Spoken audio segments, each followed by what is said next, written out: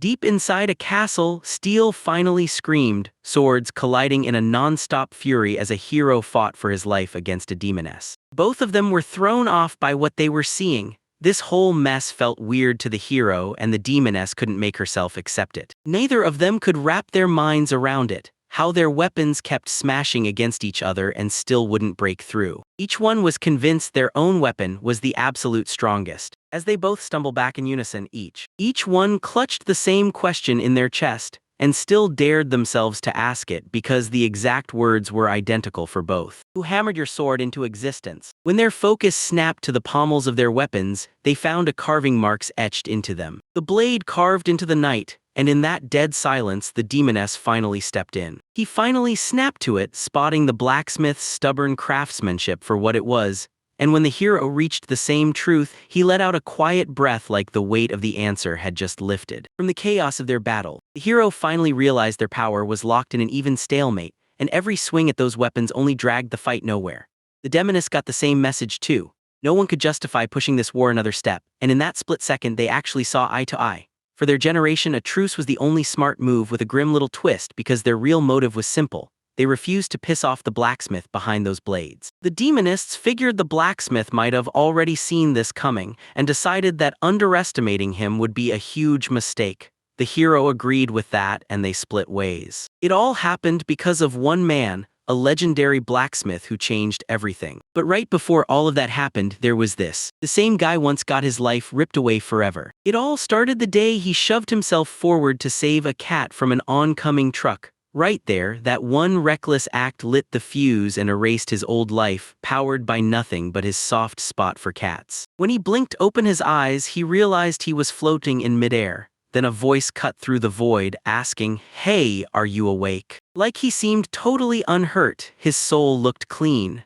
Iso demanded who she was, and the girl answered straight up, he died in that world. Iso shot a heroic glance back and remembered saving the cat. Staring at his own hand, he suddenly understood he was dead, and that eerie calm made no sense. The girl told him that under normal circumstances his soul would have been. She broke everything down and stashed it away as a brand new resource, but she slammed that process on pause, keeping his spirit dulled so the shock wouldn't rip his soul apart. She'd watched him rescue a stray cat right before he died, and Iso gave that truth his full acknowledgement. Then she confessed the cat was hers, and that hit him so hard he didn't see it coming.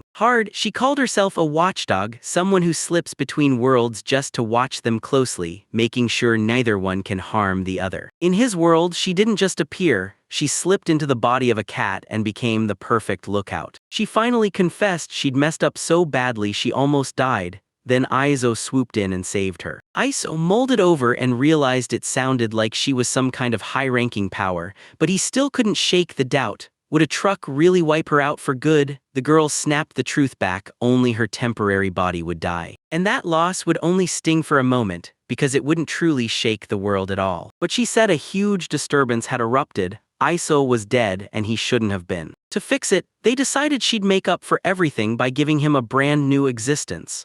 Iso admitted he didn't really get how any of it worked, and he couldn't help wondering if they could just wipe the accident out of existence instead of dragging him through all that complicated mess. She said the easy fix was right there, but the real nightmare was that she'd already seen it happen. What she'd seen would get logged and reported, no way to undo it. She swallowed her pride, apologized, and told Iso's death couldn't be undone. Iso finally realized there was nothing left she could do. Then the girl dropped a bombshell. She said the exact same nightmare had already happened in another world. So she makes the ultimate trade, swapping their lives, tossing the other into Iso's world and dragging Iso into theirs. The idea hit him so hard it rattled his thoughts. Was it really saying he'd have to live as someone else now? She nodded and told him she understood exactly what he meant. Iso then latched onto one last question, stunned that she'd been risking everything to keep him alive. So why? The girl finally admitted she'd messed up and that Iso was the one who saved her, which meant if he really vanished, she'd be crushed by guilt and fear. Then she leaned in and spilled that there was another reason too. To prove she meant it to show her gratitude, she gave him a cheat for the world he was about to enter, and Iso couldn't stop wondering what that cheat would be. She straight up told him it'd be special knowledge, an ability that'd make life in that world way easier.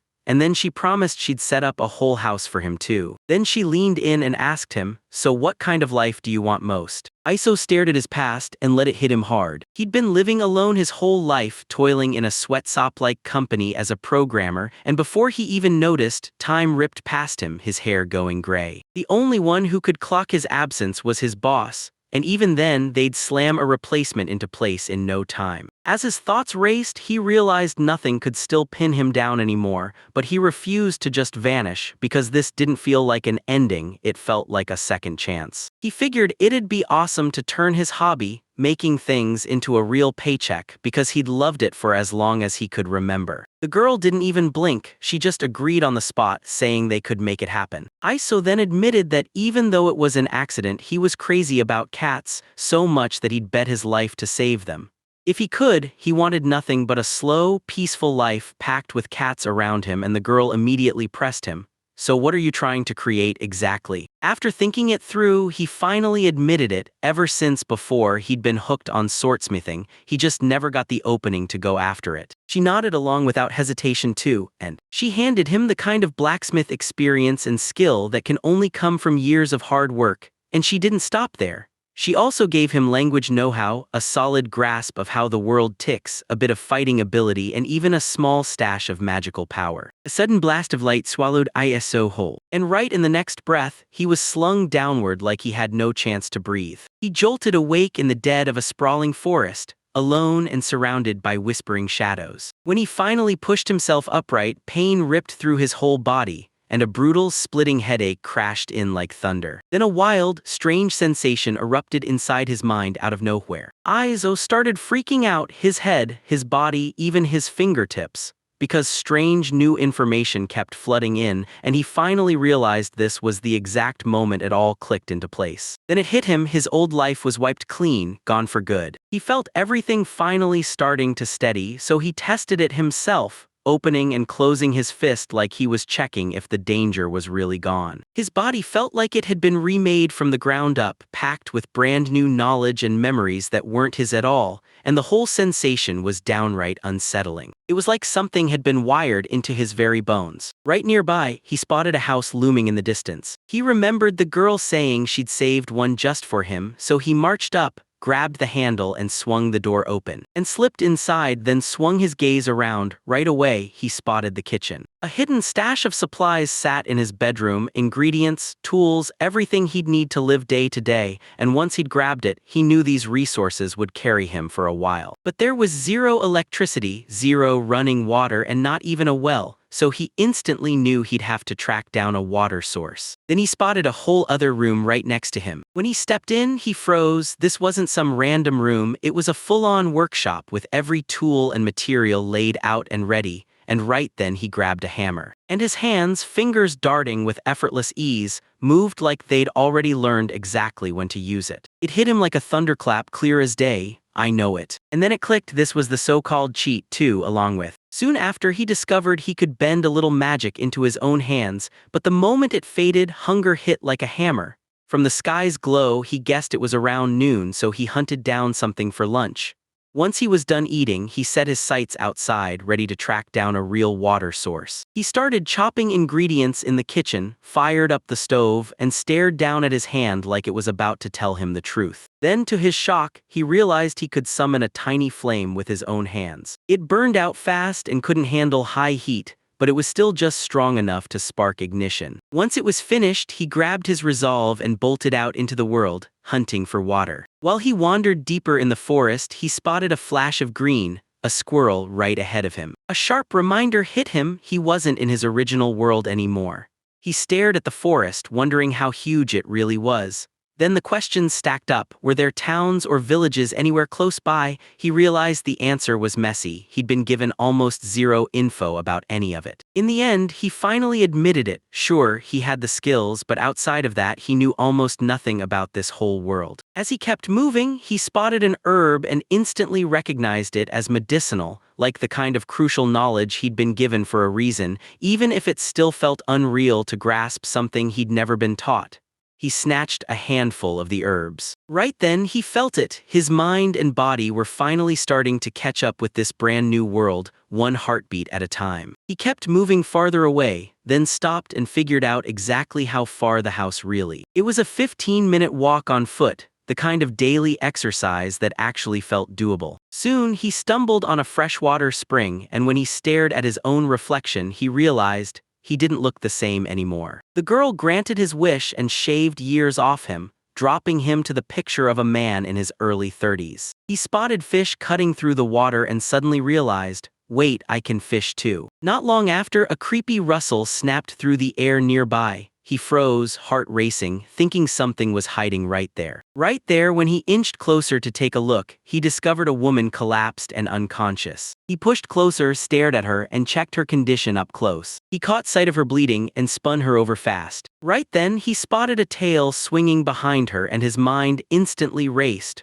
Was she human, a tiger, or a wild beast woman in disguise? He knew she wouldn't make it unless he hauled her back to his place right now. So he scooped her up in his arms and carried her the whole way like it was second nature. He did. Her body screamed with pain, but he shoved through anyway because every second mattered and he couldn't afford to slow down. Back at the house, Iso dug up sewing tools. He'd already locked in everything except the one thing he still needed: cloth. He ripped into some fabric, wrapped it into bandages, then boiled water hard to sterilize his needle. He dragged the woman onto the bed and started ripping through her injuries, checking every wound like his life depended on it. Like clockwork, the gravest wound sat right across her stomach. With all that hard-earned knowledge in his head, he knew the next move perfectly, and that brutal installation had already proven it paid off. He grabbed a sterilized needle and thread and stitched the wound shut. While he worked, the woman flinched at the sharp pain, but he pressed on with careful precision until it was finally finished. After he was done, he handed her the herb and watched her take it. After that, her condition finally steadied, like the worst had passed, and he couldn't believe it. Somehow, he'd pulled off first aid even though he was a total amateur. Once he realized that if the wound turned into a scar, he couldn't undo it. He'd just have to swallow it, accept it, and feel sorry for it. Iso weighed the danger of infection and the need to break the fever, and he let out a breath of relief when the herbs he'd gathered earlier actually turned out to be. Fatigue hit him fast, and in that moment he realized this was the new world he was stuck living in. He started dreaming about his next life as a blacksmith, telling himself that sure, there was still a ton to do, but since this was his second chance, he wasn't going back to non-stop suffering. He wanted to slow down and breathe. He decided the smart move was to clock in the very next day, slipping in quick checks on her condition between work. But even with his best intentions, exhaustion bulldozed him and sleep still won. He dropped his head onto the bed and after a little time slipped by, he finally drifted off to sleep. She surged up onto him, climbing right over his body as everything kept moving. With that, the clock struck, signaling the start of the next chapter in his life. The tiger woman snapped her hand around his neck and Iso clocked it instantly. There was no real strength in her grip, like she wasn't trying to kill him at all. He leaned in and checked the wound across her stomach. When her mood swung, he stayed rock steady, calm as if nothing could shake him. She admitted it still hurt like crazy, but the pain was finally starting to heal. That finally washed the tension off his shoulders. Then she snapped her focus onto whether he had finally laid eyes on her body. Iso realized there was no way around it. He had to examine it to treat her right. And he made it obvious with every move that he'd only done what was absolutely necessary. She leaned in, sniffed him like she was testing the truth, then pulled back, choosing to trust him for now. I could feel something was real. There wasn't a shred of deception in him. Iso froze, not knowing what it meant, while she connected it straight to how your heartbeat spills the truth about your condition. He exhaled in pure relief, grateful the whole thing never turned weird. He shoved a pile of clothes into her hands and pushed her to get them on right now. He told her that her old clothes were soaked through with blood, and that he had to rip them open and cut them apart just to treat her. Iso felt unsure he even mattered to her, and he offered a soft apology, like he finally realized he might have missed just how huge their importance really was. She shrugged it off like it meant nothing, treating those racks like they were already just busted old junk. She scanned the room and grilled him, wondering if this place was really his. Then he gave her the answer and she fired back, asking what he was doing there. Iso suddenly thought, maybe I should call myself a blacksmith. But the truth, he'd only just moved in the very day before. She watched him like a hawk and felt nothing, No lies, no hidden tricks, just clean truth. Yet she couldn't shake it. She had no memory of any house ever being here in this part of the forest. ISO made it crystal clear. The house had already been standing there the moment he arrived. She thought it over and admitted she almost never wandered this way through the Black Forest, so maybe she just missed it. Hearing Black Forest sent a faint spark of memory crawling back in him. He realized the truth had been pulled straight from the system's info, and he knew this place was sitting to the east of the forest. She told me she usually hangs out around the northern or western side, but the day before, while she was resting right here, a huge black bear came crashing into her life. From that moment on, everything flipped into motion exactly the way it was meant to. In the end, she realized that if ISO hadn't found her, that thing would have ended her life. And when ISO heard about the dangerous creature lurking in the forest, pure dread hit him hard. He finally understood how lucky he was to dodge it the day before, and now he couldn't stop wondering, how long would it take for her injuries to heal all the way? From what he'd learned, beast men had bodies way stronger than humans, but with her like this, hunting or exploring was out of the question for the next 2 weeks. ISO shot through an idea. Maybe she should stay at his place. The suggestion hit her like a surprise punch. He had barely just arrived here, and he was already hunting for someone to help with housework and blacksmithing. He'd give her a roof over her head and keep her fed until she bounced back. Honestly, that sounds like a pretty fair trade. She goes quiet for a beat, like the whole room is holding its breath. After wrestling with it for a while, he finally swallowed his doubts and accepted it. Because he didn't give off a single suspicious vibe, she stayed put, letting her wounds heal until she could finally move normally again. So they'd figure out what came next later. ISO swallowed that thought and decided there was no reason to panic or rush it. She flashed a tiny smile like she'd finally accepted the truth, that for now she was stuck with him watching over her. He leaned in and demanded, "What's your name?" And she finally dropped the truth. Turns out it was Samya. To him, it felt like a great name, but she grimaced. Because it didn't hit hard enough, no real charm either, and she'd have chosen something way stronger. ISO likened it to something straight out of Gonzales, which instantly cracked her up, because it felt weird and totally caught her off guard. ISO's patience snapped a little, and irritation crept in. Yet he was convinced that a family-given name somehow fits the person who wears it perfectly. That thought amused her, and for one breath her mood lifted. Then ISO leaned in and introduced himself.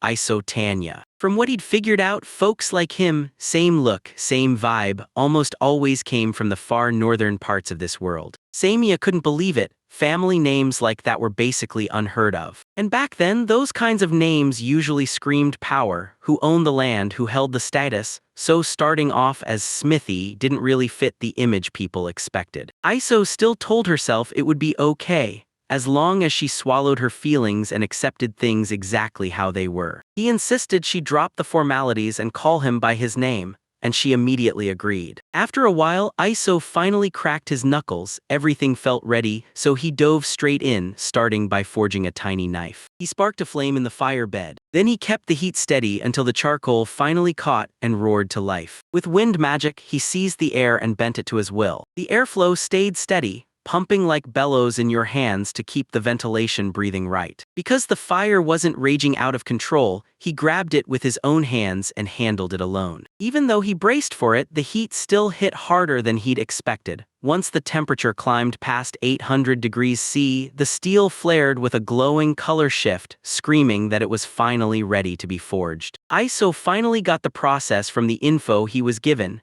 but this was the first time he was actually doing it with his own hands. Thanks to the cheat, he could spot the iron the second it appeared. Finally hit the perfect condition, yet somehow he still found himself. He caught himself in disbelief. Was this really his asterisk power? Each hammer blow hit with a strength that didn't feel like it belonged to him at all. He remembered hauling Mia back to the house earlier and rushing for water. And even in his 30s he'd never felt strength like this. It hit him like lightning. His body had gotten way stronger. After Samya finished lunch and finally settled in to rest, he decided to kick off his afternoon work, pushing straight into the last steps. He hammered the iron into shape, tossed it back on the heat, and quenched it until it hardened. Then he dunked the heated metal into water to harden it for what came next. He scrubbed the blade clean with a file, then cranked it to a razor-sharp edge by sharpening it again. He crackles the blade open on a whetstone, grinding it clean step by step. Step back, Iso leaned on everything he'd been taught and turned that knowledge into real battle experience with every move, until his motions finally clicked with his skills, guiding his body toward true mastery and carving it into the blade's razor-sharp edge. After what felt like forever, the knife finally got forged into existence. It was his first ever masterpiece, so now he stared at it thinking, "What do I use you on?" and picked a bunch of vegetables to try it out. He cut through them and it hit him right in the gut. The blade sliced clean through the air and dug straight into the board beneath. He couldn't believe how razor-sharp it was. None of the knives in the house even came close, so he started to doubt whether the cheat really did this. That blade sliced with unsettling ease, so smooth it felt almost wrong and scary level effective. He figured it was smarter to turn it into something he could use for self-defense, and slap a real handle on it so it was actually usable. Iso realized one brutal truth. Leaning on that cheat too hard made the knife so razor-sharp it turned terrifying. There was no way he could ever sell something that dangerous in any market. So he gritted his teeth and decided, tomorrow he'd forge 3 more knives, the first razor-sharp, the second a little duller, and the last barely sharp at all. He decided to make Samia try them out first, then he'd figure out his next move. Right then, she was still dead asleep and Iso tiptoed in, gently shaking her awake to tell her dinner was finally ready. She stirred, grimly realizing that sleep and rest never brought real relief.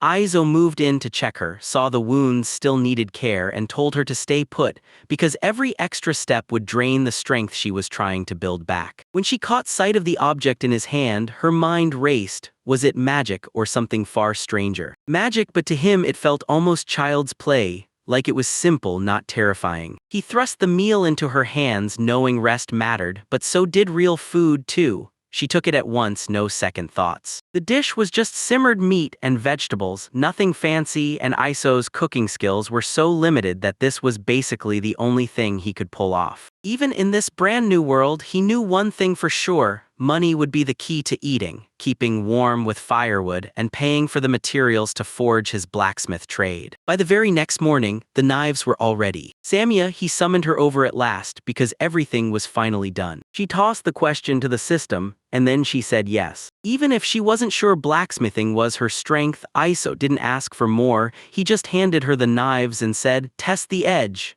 Then he pointed to the first blade and told her to go for it. She snatched it up and started chopping vegetables in a blur, and the second that blade slid through, you could tell she was genuinely blown away. Iso shoved her to grab the next knife and she immediately went for it, still fighting through the moment. Used it the exact same way again, slicing clean through like it was nothing, and she nearly froze, more shocked than before. Iso watched from behind as that second knife sliced through everything faster, and the whole difference hit her like a punch. It felt brutal because that blade sliced way too clean. Then he steered her straight toward the final knife. The one he swore was the most important thing in his life. She snapped into focus and swung the blade, then made the cut. That result hit her like a gut punch, and you could see she was shaken. Yeah, it was that bad. Effortlessly, it sliced through like a hot knife through butter. Then Iso ordered her to yank it free. Samia snapped into confusion, totally stuck on what just happened, and Iso burst in fast, telling her to breathe and calm down before that knife in her grip turned dangerous. She apologized and Iso waved it away, admitting he hadn't explained things properly in the first place. This slammed into place and proved he'd been right all along. That cheat, he got kicked in and let him work like a top-tier blacksmith. He realized that if he wanted to sell his work, he'd have to carefully figure out how to showcase it and handle every single piece like it mattered. Samia's eyes lit up when she spotted the knife, buzzing with the idea of using it for hunting, and Iso saw nothing wrong with it, so he let her take it. Her reaction snapped into place, bright, instant, and impossible to ignore. A huge grin spread across his face the moment he latched onto the idea. He made it work somehow, and that was enough to satisfy her. Then he went right back to the real plan, forging a sheath for the knife even if it took him a while. With everything finally handled, she slipped back under the covers and crashed into bed to keep resting. From here on out, Iso locked in a sharp, crystal-clear plan for exactly what he'd do next. By cranking the quality up and down, he could turn out more knives that were just right for the market,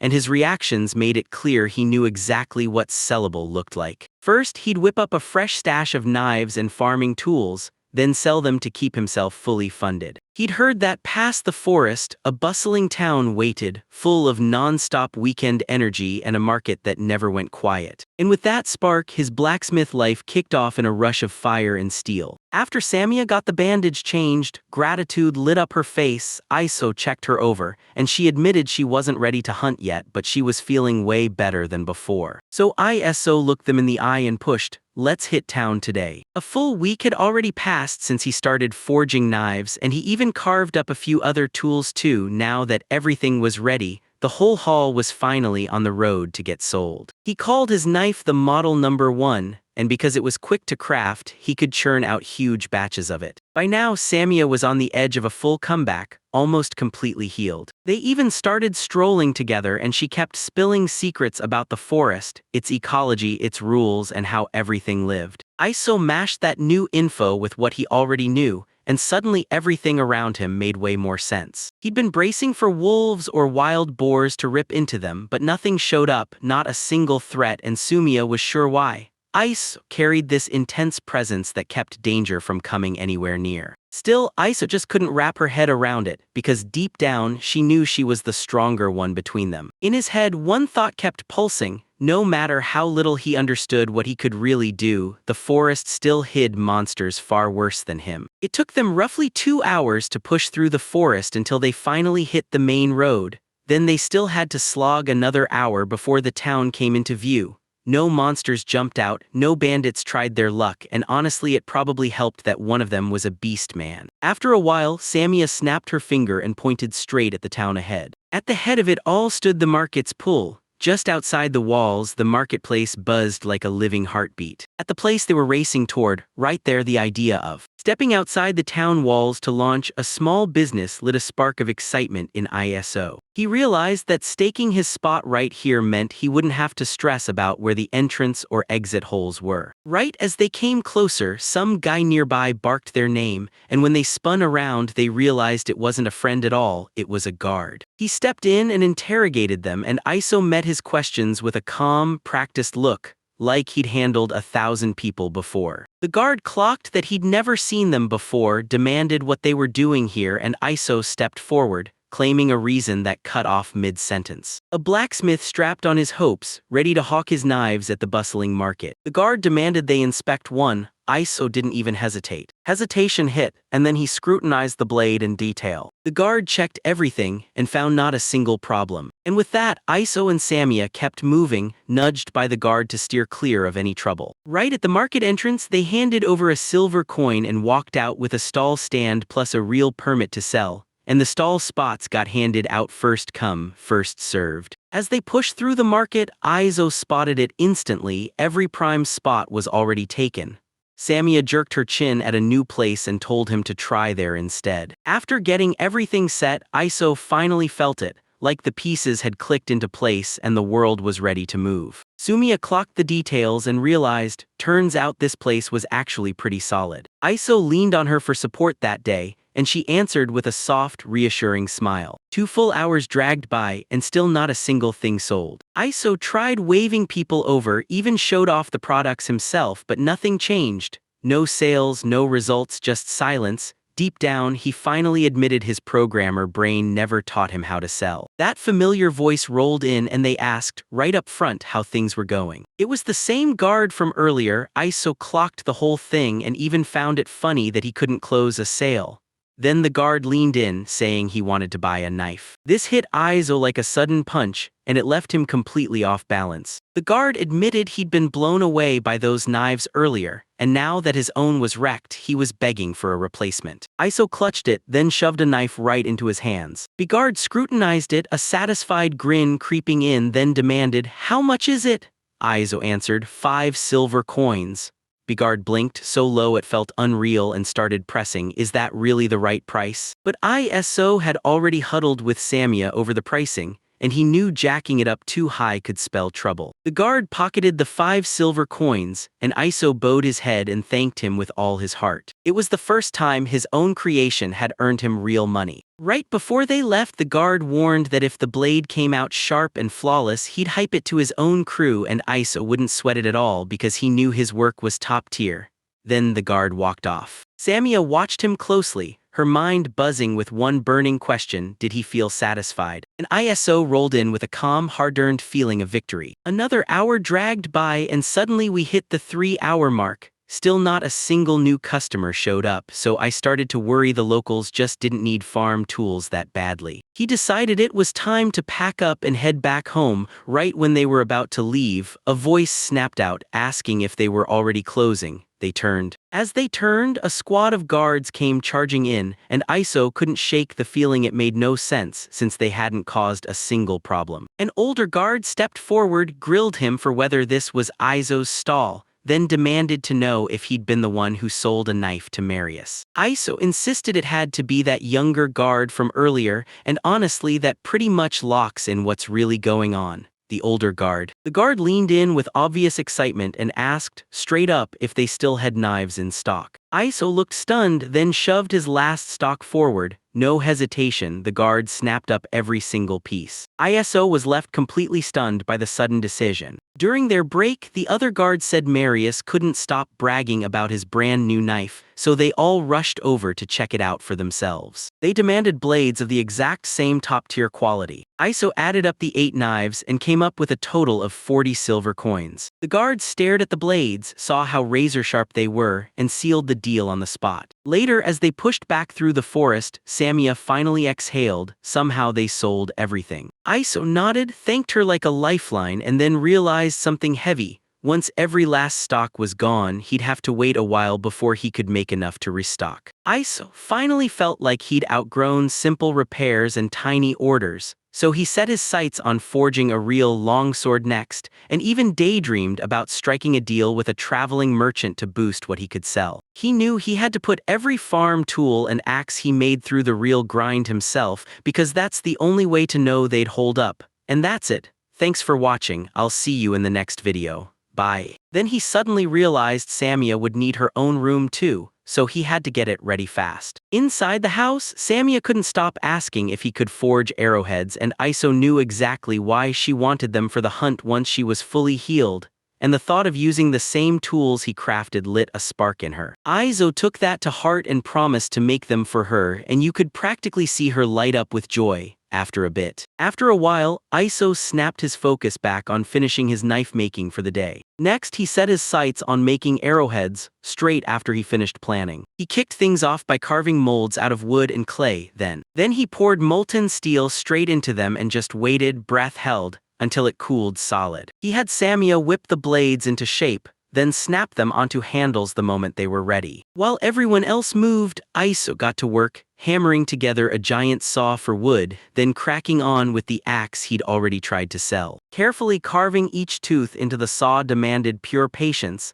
and it took him the whole day just to finish. The very next day, Iso planted himself outside and stared straight at a tree, like it was daring him to move. He hoisted the axe high and swung it down with brutal force. He whipped his arm around for one brutal swing, then surprise hit him like a bolt of lightning. Right when the surprise hit, the tree suddenly groaned with a loud creaking sound. Then boom, half of it crumpled from that single strike, and both he and Samia just stared in total shock. Iso stared at the axe in his grip, his mind racing as he realized, if he slipped for even a second, this new life could get snuffed out just as fast as the last. Then they grabbed the fallen tree and hacked it into smaller chunks with the axe. Iso shouted at Samia to stop herself before she did something reckless. She held back, refusing to overdo it since she wasn't fully healed yet. Then the two of them kept working side by side, hauling the big saw back and forth to slam through the wood. But the moment Iso started working, the resistance felt weirdly gentle, like he was slicing through something far easier than they ever expected. Samia felt it too, and to her surprise, it was oddly funny, until Iso warned her, saying the strain was making her whole body shake, so she had to stay careful. Once they wrapped up, Iso watched everything run like clockwork, so by that pace, he swore they'd have every last thing finished before the day ended. Somia realized this kind of work usually takes ages, Yet with Iso's tools, everything snapped into motion at lightning speed and her jaw practically dropped at how incredible his gear was. Iso realized those tools weren't some miracle. They were built from the knowledge that had been planted inside him, the perfect cheat code for his second life. Still, he refused to coast on it alone. He pushed to grow with his own hands instead of living off what was handed to him.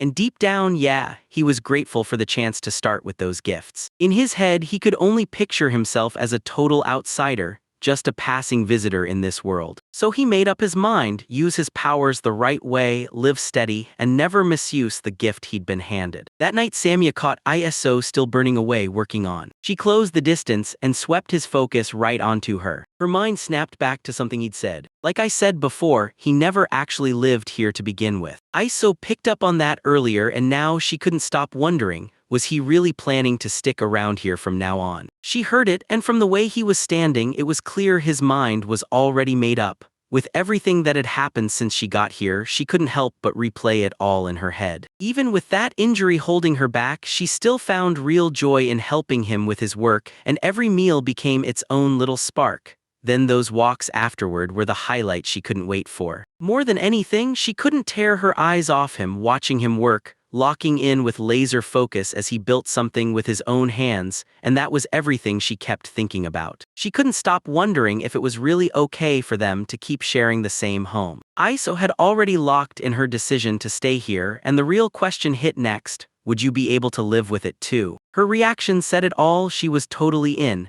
and the sheer excitement in her voice spilled out as she thanked him. After that, Iso slammed the rest of his work for the night shut in hand. Then he thrust the arrowhead into her hands, exactly the one she'd asked for. Little by little, Iso started carving out. He carved out his own corner of this world, and with every choice today and down the road, he kept molding the life he was building, praying this was only the start of many calm, satisfying moments to come. Inside a crowded town bar, a man grinned with pure satisfaction, bragging about snagging a knife from Iso. His companion kept staring at the horizon, itching to know when Iso would finally come back, and already planning to grab one for himself next time. Just a short distance away, a woman accidentally caught their whole conversation. Curiosity sparked in her, and she stepped forward like she couldn't wait another second, and he came right up to them, fired off a question, and demanded to see the knife they'd been talking about. Iso shoved a lunchbox into Samia's hands, bread and dried meat packed tight, and reminded her she'd only just healed, so if trouble popped up she had to bolt back at once. Safety, she got the message and sped off while Iso stayed put, staring after her, praying she'd make it back safely. Iso dives back into his work right after that. His first move was getting his inventory stacked up. From that day on, he made up his mind. He'd go beyond knives and start forging longswords too. He hustled over and checked the mold he'd set up earlier, making sure it had dried just right. Once it was confirmed, he grabbed the blade and split it clean in two, then yanked out the inner mold. Then he snapped the two outer pieces back together, dropped them into a barrel packed with sand, and poured in molten iron like he was sealing his fate. Once the metal finally cooled, he yanked the clay off, pulled the sword free, then ground down every rough edge with a file. After that, he raised the hammer. He kept hammering the blade while the steel was still blazing hot. After heat forging the metal into shape, he snapped the blade sharp, slid on a guard, and wrapped the grip in leather. Then, to finish the job, he carved a wooden scabbard to fit it perfectly. Normally, this kind of job would have demanded a whole line of workers, but the cheat the Watchcat slipped him changed everything, letting Iso run most of it solo right in his workshop, while he carefully carved his signature design straight into the sword's pommel. With one last detail, he nailed the board into place and boom, everything was finally complete. He based the design on an adorable cat he'd spotted on social media, and that single idea finished the first stage of his longsword. From that moment on, he geared up to churn out the next few days, mass-producing lower-tier, more basic swords and knives by the batch. Even though they were his own creations, he kept polishing them with obsessive care. Iso suddenly found a sword in his hands and struck a hero's pose like he owned the moment. Just then, Samia burst back into the house, and seeing him right there hit him with a rush of embarrassment. And he refused to say what he'd been up to, just nodded like her return was all he needed to address. She looked a little flustered, and Izo caught it instantly. A soft bright joy lit up her face. He realized something huge: when someone's waiting for you at home, it hits different, like a warm kind of comfort. Samia said she felt that same exact thing too. Iso felt a kind of happiness he'd never even dared to dream about in his old life. Then he asked about her outing, and Samia smiled as she proudly snagged a tree deer. She'd already stripped it out, dumped the remains in the lake, and planned to haul it back the next morning. Iso finally got it, then zeroed in on how that knife and those arrows really went to work. Samia tests the weapons, and they absolutely crush. Next morning, she and Iso hauled the tree deer she'd hunted back. Then right there we started chopping it up. With her razor-sharp knife skills and a blade that bit like a demon, they yanked off the skin in a blink and tore straight into slicing the meat into perfect portions. Once the last strip of meat was finally sliced and gone, Iso couldn't ignore it. The knife's razor-sharp edge made the job feel way too effortless. As they pushed forward, the chunks of meat started looking exactly like the ones he knew so well. Isol's mind raced as he tried to piece it together, like in his old world, the candy-sweet fruit and the easy bite of prepared meat didn't just happen. People busted their backs behind the scenes to make it all possible. As they grilled the deer meat, Iso couldn't stop thinking about the organs they'd torn out, and when he asked, Samia told him the truth. Dumping the leftovers in the forest would lure wolves straight in. Iso realized this meant handing back whatever was left to the forest. As he devoured his meal, he couldn't help but savor every bite. Fresh meat like this had been way too long.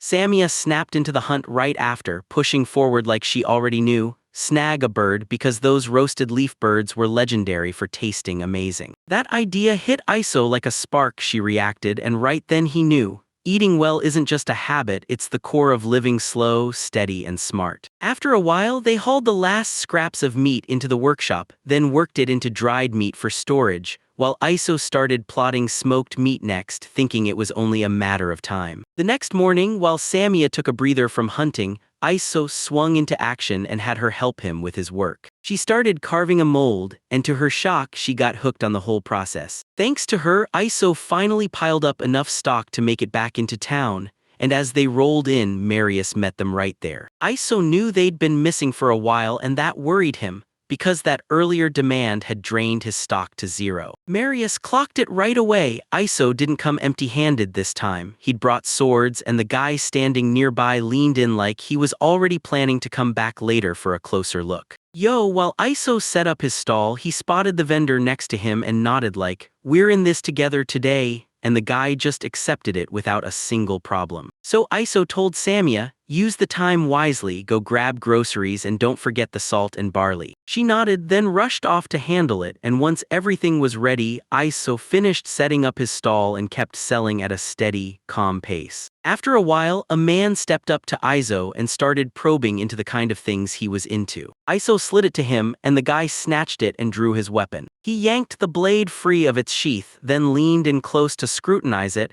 right down to every detail before he finished his inspection. He paused, then instantly recognized it. This was the real deal, and the quality was unmistakable. Then he decided to buy 4 different kinds. His choice stunned Iso, and suddenly the question hit him, was that guy really sure about what he was doing? The man straight up told him, "I'm just a peddler," then admitted he planned to keep exactly one for himself while the rest would get whisked away and sold off. Iso clocked the whole situation and instantly smelled opportunity. If he let other people sell his work in far-off places, he could blow his business up way beyond town limits. Once the deal was sealed, Iso leaned back and couldn't stop thinking about those traveling merchants. Then a thought hit him. Once he'd saved up enough money, maybe one day he'd get to travel with Samia together. Before long, Marius showed up with a crew of his companions, and with their purchases, Iso cleared the last of his regular model longswords. All that was left were the fancy higher-class models he hadn't shown yet. When Samia came back, Iso told her the knives were already gone, sold.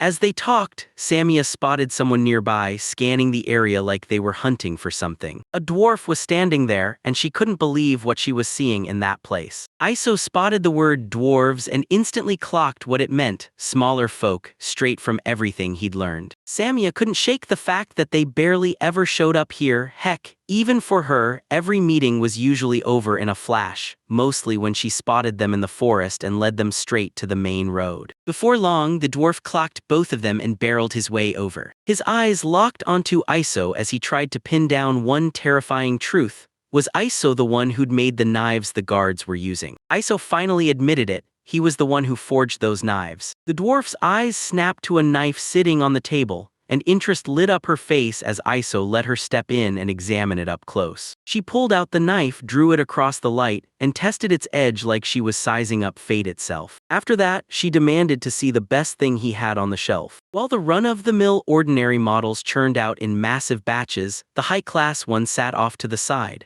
Iso had deliberately locked it away, saving it for only someone he truly believed deserved it. And after the dwarf checked that knife, he just stood there grinning, sure he'd find something better waiting ahead. Iso whipped the sword out and thrust it toward her for a close look, the instant she laid eyes on it. She froze, clearly shocked, then quickly wiped the blade with a cloth, like she was polishing her next move to perfection. Even though she was tiny, every move was razor-precise and steady, like she'd handled those tools 1,000 times. She kept tearing into every detail, testing that sword like her life depended on it, while Iso and Samia just watched from the sidelines, saying nothing and getting out of her way. As the moments piled up, it hit everyone that she'd been studying it for ages. While other customers drifted in and out, she stayed locked on the blade. Iso couldn't help but wonder how long she'd keep at it before it was finally over. She finally handed the sword back, and Iso's face flickered with disappointment, like he'd been sure she'd buy it. Still, he took it without a fuss and let it slide. Instead of walking away, the dwarf threw in a jaw-dropping request no one saw coming. Iso froze in confusion the moment she stepped forward. He surged forward and instantly pulled every set of eyes in the area onto him. Without a second thought, she dropped to her knees and begged him to take her as his disciple. Seeing her kneeling, he froze completely stunned. A few heartbeats later, Iso, Samhia, and the dwarfs all piled into the same spot, settling down together. The dwarf stepped forward and introduced herself as Rika Moritz, flashing a warm smile as she said it was an honor to meet you. Before Iso could even say no, she dropped to her knees right in the middle of a packed street. Then they decided to move up, clean the scene, and head somewhere quieter so they could finally hear her out. Iso needed this because he didn't want Samia pulling any unwanted eyes from the public. Samia stared at the name and went, "Wait, that's not a common one." Then her curiosity kicked in. Was it a family name passed down? Turns out Moritz wasn't her family name at all. It was the name of the smithies she belonged to. Among the dwarves, they'd pair up with different families, set up a smithy together, and kick things off by introducing themselves with the name of that forge. That's how Rika Moritz of the Moritz Smithy became the name Iso finally understood. Iso then spilled their names to everyone, and Samia even greeted her right back. Riku glanced back at his past, and everything about him screamed from the north. Iso couldn't deny it. Yeah, it was basically true, and with everything that happened, he ended up hammering his life away as a blacksmith deep inside the Black Forest. Riku stared into the thought, replaying how she'd never run into a blacksmith of his caliber before she ever got here, until it clicked, and she realized his origin was the whole reason. Iso leaned in, desperate to figure out what she meant when she said she wanted to be his apprentice. As they explained it, dwarves don't just stay put, many of them leave their home smithy for years to hammer their skills into something legendary. Riku and her brothers left their workshop for the job, and the whole trip turned into a non-stop quest, moving from town to town, slipping into different smithies to sharpen their skills. They'd apprentice under master blacksmiths, hammering their skills into something legendary, then head back to their old workshop with fresh tricks and brand new creations, before packing up again and returning to the forge that trained them in the first place. That endless loop was just how the dwarves lived. Iso started to wonder if they really didn't care about their techniques getting passed around. Riku explained it like this: if a smith let a dwarf apprentice leave to train elsewhere, that wasn't a loss, it was an honor, because when that dwarf leveled up and came back with new skills and techniques, the whole smithy would rise with them. Riku then yanked out a knife, then it hit her. Just days ago, the exact same blade had been clamped in the guard's hands when she first stumbled into this city. Iso spotted the blade instantly. It was one he'd forged with his own hands. That single connection snapped the whole truth into place for her. Since Iso wasn't tied to the city's official blacksmith guild and only sold her blades in the open market, Riku told her brothers to push on ahead, while she stayed behind, holding her breath, waiting for him to come back. Iso's thoughts snapped to her brothers, and it hit her they'd already taken off, chasing their own smithies so they could train and forge their skills. He couldn't stop thinking about what would happen if he said no to her request. So yeah, it looked like she'd just keep moving alone, hunting down a brand new master on her own. The image of a young girl trekking alone through shaky, unknown paths wouldn't leave his head, screaming just how dangerous this was, while right beside him, Samia watched Riku in silence, saying nothing. Iso's stomach churned. Something about the whole thing felt way too innocent for his taste, but he couldn't deny it. So he made the call he'd take her on as his apprentice. Samia made it crystal clear she didn't buy into that decision at all. Still, Iso demanded everything be set up before it would even budge, 4 conditions to accept first, yet Riku didn't hesitate for a second as he agreed to hear them out. The first rule was crystal clear: he wouldn't stand for anything that threw personal safety to the wind, and from that moment on, no one's reckless moves were getting a pass. Riku swallowed the decision without a fight. Then the second condition hit. There weren't enough rooms, so renovations had to happen. Third, besides blacksmithing, she'd pitch in with all kinds of chores too. The fourth one was some super formal, like painfully formal. Speech would be unnecessary now. He'd finally call her Riku and she'd just answer back with Iso. Riku couldn't swallow it and instead of backing down, decided to call him her master. From her point of view as an apprentice, honoring the one training her felt only right. Then, right on cue, Samia exploded into laughter. After that, she handled the whole mess her own way, while everyone else wrestled with it in their own heads. After a while, they finally reached their destination. Iso pointed at it and said,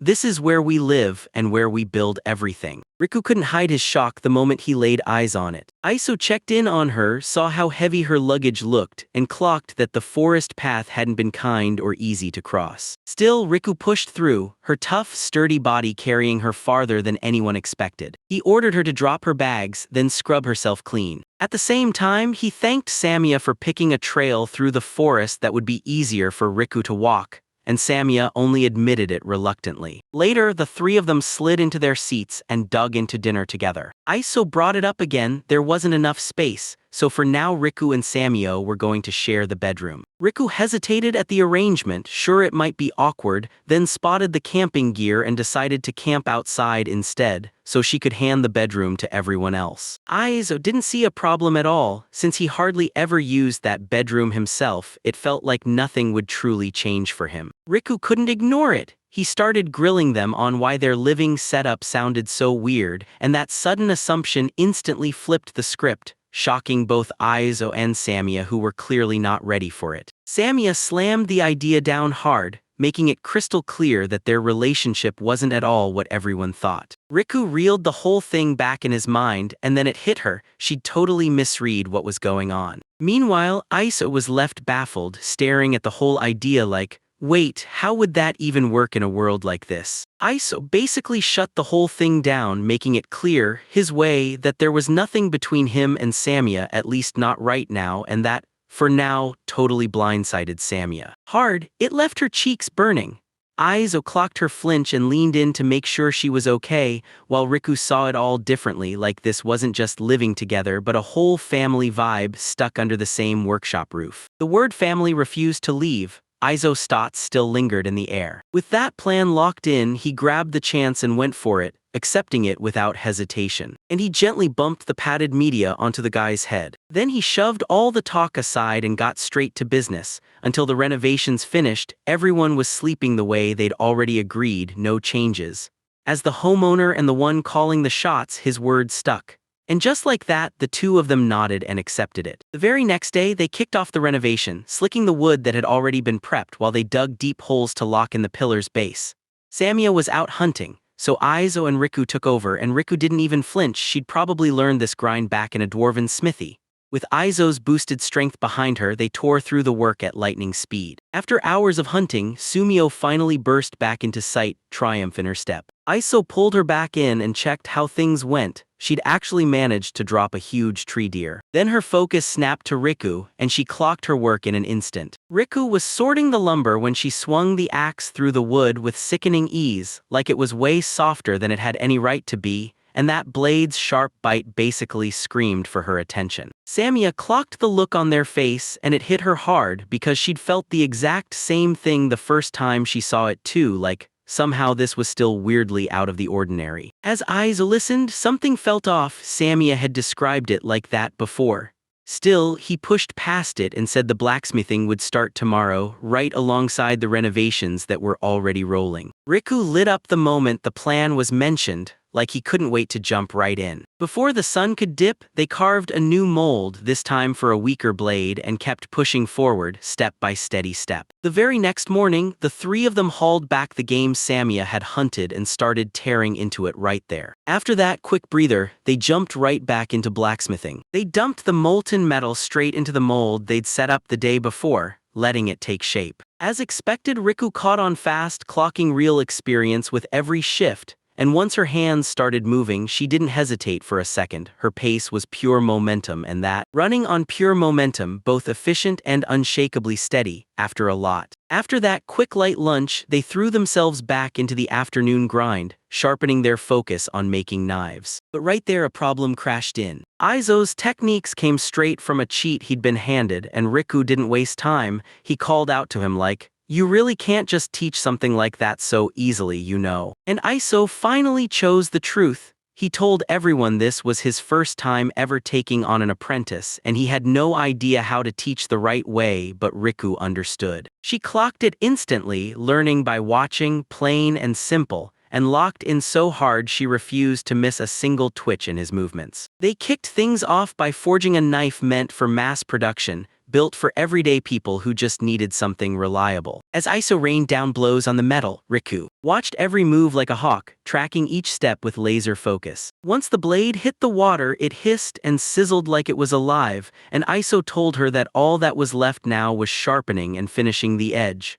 Then he snapped his gaze to Riku, asking if she'd picked up anything just from watching. Riku had already clocked a bunch of things, like how Aizo could read the iron's condition just from the sound alone. And still, he held back, like he wasn't even close to using his full power. She also clocked it. The long sword he'd flashed earlier wasn't the same thing as the knife he was forging right now. Aizo made it clear this knife wasn't some rare collector's piece. It was meant for everyday use, and she wanted her to study the whole process step by step before trying to make one herself. Then he dared her to try making one herself. Rick would kick off the process with total precision. As Aizo watched, he couldn't believe how flawlessly she pulled it off, especially since she'd only seen him work one time. After a while, Riku tore through the night and finally wrapped it up. He pulled out the knife and thrust it into his hands for inspection. Aizo took it. He leaned in and stared at the result, then Aizo let out a quiet, impressed breath, because what sat in front of him was absolutely solid, not some weak knockoff like the ordinary model he'd created earlier. Still, he admitted Riku had done great,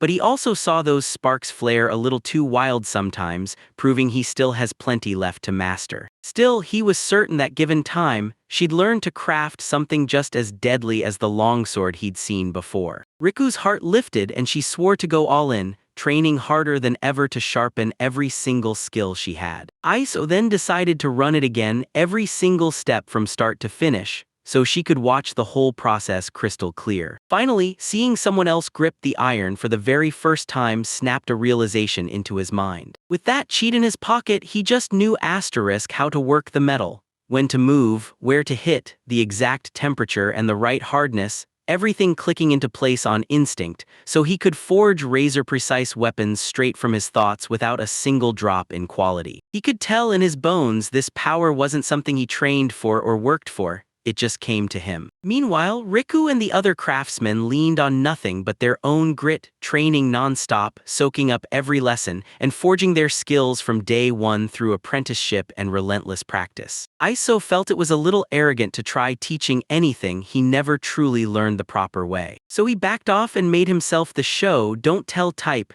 He let her watch, learn, and steal every lesson she could from his example. Riku stood his ground and waited while he sharpened it, and the moment he was done, he finished With the knife finally in place, the job was done. He nodded and praised her patience. Then Riku immediately leaned in to examine in the blade, and from what she saw, it wasn't just impressive, it was way beyond. Beyond ordinary craftsmanship, the skill on display practically shouted from every inch of the work. So good it'd make even the dwarves raise their eyebrows. Iso decided to hand the knife to Riku, and Riku's reaction? Pure shock, because Iso's move felt almost too bold to be acceptable. From his seat, blades like that weren't the kind he could just toss into the world for a quick sale. Yet now that she'd become his apprentice, she wasn't just learning under him, she was locked into the household too. Riku snapped it up with real gratitude, then swore she'd keep training and practicing, because one day she wanted to reach that same level of pure craftsmanship. Iso shot back with a laid-back smile, urging her to keep going and not quit. Right around then, Samia came back and told them the meat was processed,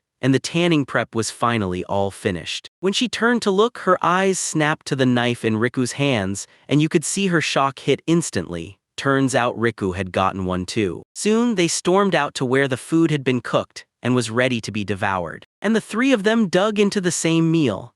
While they ate, Riku couldn't help but stare at Iso, itching to know if he could really sling magic. Turns out his powers only did simple stuff. Samia lit up, saying it was seriously impressive that he could juggle both blacksmithing and magic. And then she leaned in and revealed a key detail. Iso even had a family name. Her focus snapped to him like she couldn't breathe until he spilled it, and when he finally did, the name hit the air, Tanya. Riku told herself that again and again. Then the idea latched onto her so naturally it felt like it was always hers. Samia didn't see it coming. The connection snapped into place way too fast. From Riku's side, it all clicked. She'd become an apprentice in the same smithy, so taking a new name felt inevitable, like a seal on her new place there.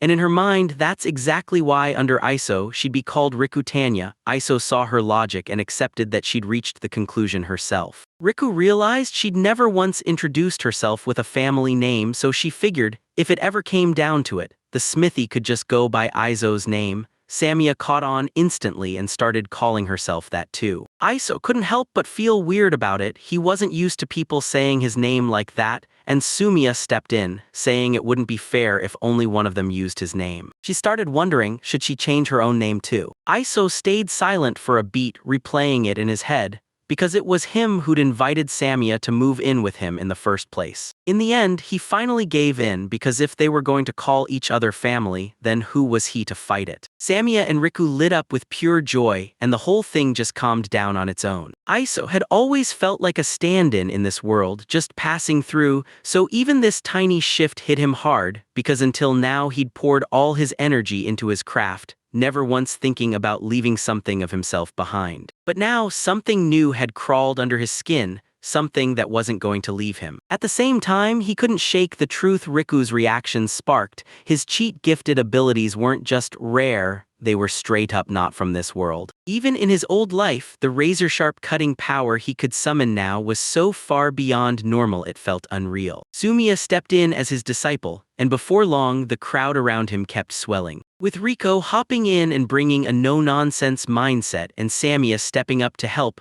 Iso finally got the breathing room to pour all her focus into her craft. That upgrade supercharged the ISO workshop, boosting its overall efficiency fast. Iso hits the nearby town's free market once a week, hawking his creations to anyone who'll stop and stare. During one of those visits, he spotted a familiar face staring back at him from the crowd. Marius leaned in and said that lately, every time people started coming by to ask about Iso's items, the questions kept piling up, one after another. I totally got it. This sudden surge in demand happened because the people around him kept buzzing about his work, spreading the word like wildfire. The peddler hinted he'd come back later and seal the deal. Iso's workshop churned out everything from sleek knives and longswords to long-reaching spears, each one stamped with its rank for the right kind of fighter. First came the kind he could churn out in bulk, an all-purpose general mode blade cheap enough for anyone to grab and sharp enough to earn a spot in everyday homes. Next came the luxury model, an upgraded, higher-performance knife made for people who already knew how to handle sharp tools like a pro, priced just enough to stay reasonable and loved by skilled users. And honestly, it felt like ISO could rake in even more sales if they snagged a wholesaler deal. Then there was one more category never shown at the storefront: ISO only offered it after sizing up the buyer's intentions, and that hidden option was called the stipulative class mode. It was forged by the raw power of the special ability Watchcat handed him, pushed to its absolute limit. It tore past normal limits, but the gamble was huge, so you couldn't hand it to just anyone. Meanwhile, ISO couldn't shake a heavy worry: what if he couldn't sell his goods? And the thought of facing that silence left him totally lost. After a while, Rucky finally broke the silence and told him the bad news: everything was sold out again. ISO nodded, already knowing the buyers were out there singing praises and spreading word about his stuff. Riku then snapped and said it was probably time to refill their iron, charcoal, and clay stash. Sumiya pressed him, asking if there was someone who could supply these materials, and ISO nodded, confirming it. The Watchcat had already lined up both the house and the workshop, and even though ISO had been handed plenty of food and materials, their stash kept shrinking right on schedule. ISO weighed the idea of walking up to the peddler and begging for help. Right on cue, the peddler burst in, spotting ISO still there. He'd heard ISO was about to leave for the day, so he sprinted over just in time. ISO thought the timing was perfect, so he thanked the peddler with a grin because the goods had sold out again, and it was all thanks to him buying in huge bulk. The peddler snapped back with a big yes. ISO watched his products rake in attention from customers and thought, okay, I want more. But it hit him like a punch. If he'd realized it sooner, he could have hauled the extra 10 items he crafted during the night right along with them. The peddler clocked that ISO wasn't just a master craftsman. There was a sharp, calculating streak in him too, and ISO himself kept thinking about how he'd always hammered iron with skill, then treated silver with the same careful respect. The peddler grinned at the idea, then unveiled a whole new plan. ISO nodded at the change. Finally, a real shop was going up in the city instead of staying stuck in the free market, and the peddler bowed his head in thanks, asking ISO for guidance. For a long time, he'd been hustling all kinds of goods thanks to contacts in every corner of the map.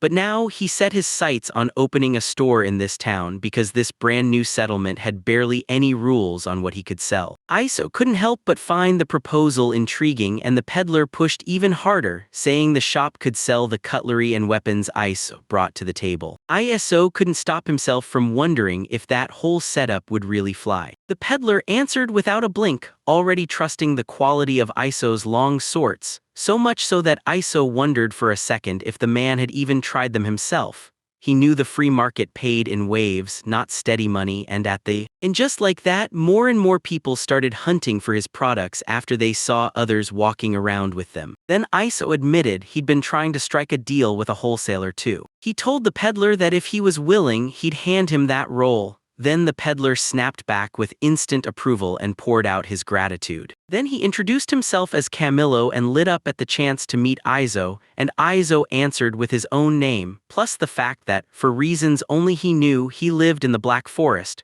before they sealed it with a solid, no-nonsense handshake. Camillo's eyes widened with shock when he heard that living in a place like this was straight-up unheard of. And with what he knew about ISO's powers, he immediately realized ISO could have lived anywhere he wanted. And he realized it wasn't some weird rarity. People like him were often traveling with a beast man and even a dwarf in tow. ISO then brought up the timing and said wholesale deals would probably roll in about once a week, then asked if it was okay to warn Camillo ahead of time whenever delays popped up. Camillo nodded and agreed to the whole deal. Soon after that, ISO remembered a fresh worry and blurted it out before he even sealed the deal. He told me his supplies were running dangerously low and asked, straight up, if there was anywhere that could restock everything he needed. Camillo stepped in and volunteered to handle the procurement for him. ISO finally exhaled in relief. He knew this move would make everything easier, and handed the whole thing to him while Camillo made it clear the price of the materials would get chopped off from the total amount ISO was owed for his goods. And ISO nodded, accepted the deal, and sealed it with a fist bump. ISO let out a real breath of relief, finally locking in a steady way to restock their supplies. Then Camillo grinned and said the shop would open next week, telling ISO to bring his goods when he came back before he vanished for the day. A full week later, Riku, Samia, and ISO stood right in front of the shop, staring like something big was about to go down. Samia stared at the massive building in awe, and it was so huge it even shocked her. The moment they stepped inside, they got hit with a non-stop blast of all kinds of goods. Iso couldn't stop staring in awe. Rookie snapped her focus to some rare spices, and Samia wrinkled her nose as a strange scent hung in the air. On the wall, one knife, one dagger, and one sword sat there like they were daring anyone to make a move. Seeing them displayed like that hit a clear nerve. Samia and Iso both instantly knew they'd been arranged like something ready to be sold. Camillo snapped to attention the moment Iso showed up, then hustled them upstairs. A little while later they were finally seated, then Iso leaned in and told him straight up, "I brought knives, a long sword and short swords for today," and asked how many he wanted taken. Camillo took every single one without blinking, and it totally threw Iso for a loop. He said sales were booming and Iso nodded. Yeah, the shop was huge. But then he couldn't help but wonder if everyone had finally heard how Camillo really made his living as a peddler. Camillo credited his success to one ruthless rule. He sold to everyone, ordinary townsfolk, travelers, and even professionals without playing favorites. That whole strategy ended up birthing this massive new store, and Iso even joked it was basically like a supermarket. Then Camillo shifted gears and tossed out a fresh bombshell. Iso was being asked to forge a custom-made sword. When that request first hit, Iso hesitated. Should he take custom orders? He knew he needed to stay picky about who touched his work, but he also realized he wouldn't move forward at all if he shut every opportunity down. Camillo asked if they should just shut the request down, but Iso shot that idea down fast. He only wanted to pick the recipients with way more care. Camillo basically told him, "Let me size you up your skills and your vibe before I tell Iso anything," and Iso nodded like, "Yeah, that works." Then he dropped a new rule. The requester had to show up in person at his workshop. To reach it, they'd have to cut through the Black Forest, where wolves still roam the dark, and anyone brave enough to make it through would prove they're truly up to the challenge. Camillo nodded like, "Got it." And when it came to picking Iso's personality, Iso trusted Camillo's judgment completely. Then he even gave the location of his workshop, but only after making it crystal clear it would be shared with people he deemed truly worthy. Camillo nodded and agreed, and Iso immediately wheeled around to Samia and Riku, muttering a quick apology before pressing ahead with his choice. Riku told Iso that she had zero complaints about his call, and Samia backed him up too. Iso just felt nothing but gratitude for their unwavering support. Camillo just smirked with a calm little smile, and Iso jumped in fast, asking if the materials were locked down for real. Camillo nodded, saying he'd already set aside a solid amount, then motioned them deeper inside. The moment they stepped into the warehouse, the air felt like it tightened around them. Iso realized the place was just as huge as the shop. Camillo pointed and said, "That's the stock." Iso's eyes went wide because it was clear he couldn't believe what he was seeing. He stared in awe, realizing all of this had been pulled together in just 1 week. And with this kind of haul, he knew their supplies would stretch for a long, long time. Camillo leaned in and reassured him that with that amount, restocking wouldn't be a problem right away. Then he lowered his voice and spilled the price. Iso stared at the number and felt his stomach drop. Camillo's price was only about a quarter of the usual wholesale cost. Iso couldn't believe Camillo would slice that deep, but Camillo just kept his cool like he wasn't worried at all, because even with that cut, he was still raking in enough profit. Iso swallowed the explanation and snapped into action. No holding back now. Then he started thinking about the transport like a deadline was chasing him. The amount was small enough to carry by hand, but it'd be way easier with help.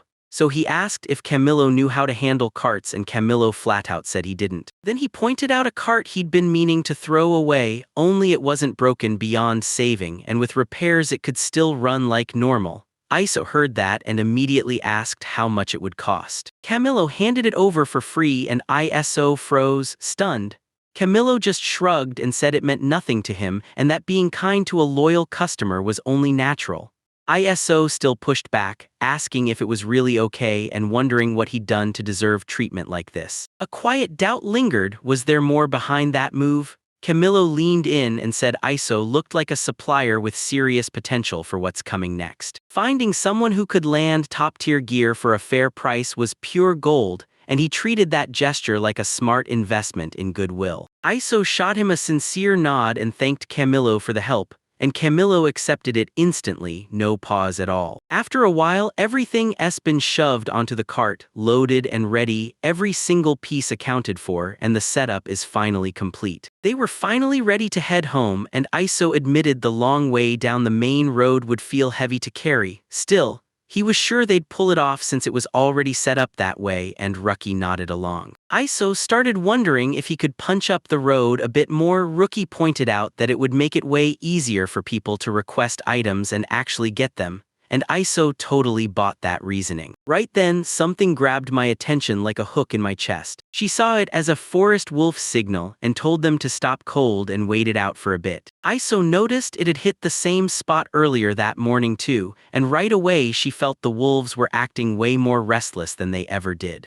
Mia finally got it. She realized this was all about that moment when they'd be getting their little one. She guessed that in just a month wolf pups would finally start showing up, and for a moment Iso couldn't help picturing what those little wolves would look like. Rookie couldn't shake the weird feeling those wolves in the forest were way too quiet, like they were hiding something, so he started wondering if they'd really attack people at all. Samia told him the forest was packed with prey, tree deer and grass rabbits everywhere, so the wolves never had to sweat about finding a meal. She also clocked this. With both herself and Iso standing there, the stronger folks weren't exactly the ones getting picked off. Iso realized something cold and clear. Strength doesn't make you prey, it makes you the hunter's target. Rick then thought about how brutal it would be for someone weaker if they got attacked, and she finally snapped to the truth. Wandering around alone was a death trap. Samia made it crystal clear. Every time Rookie steps out of the house, you're sticking with her or with Iso. So Samia swore this forest's wolves weren't just wild animals, they were shockingly smart, running whole social games that didn't match any regular ground wolves. Wolves had learned to read this wild place, adapting so fast that it almost looked like their intelligence was leveling up with the forest itself.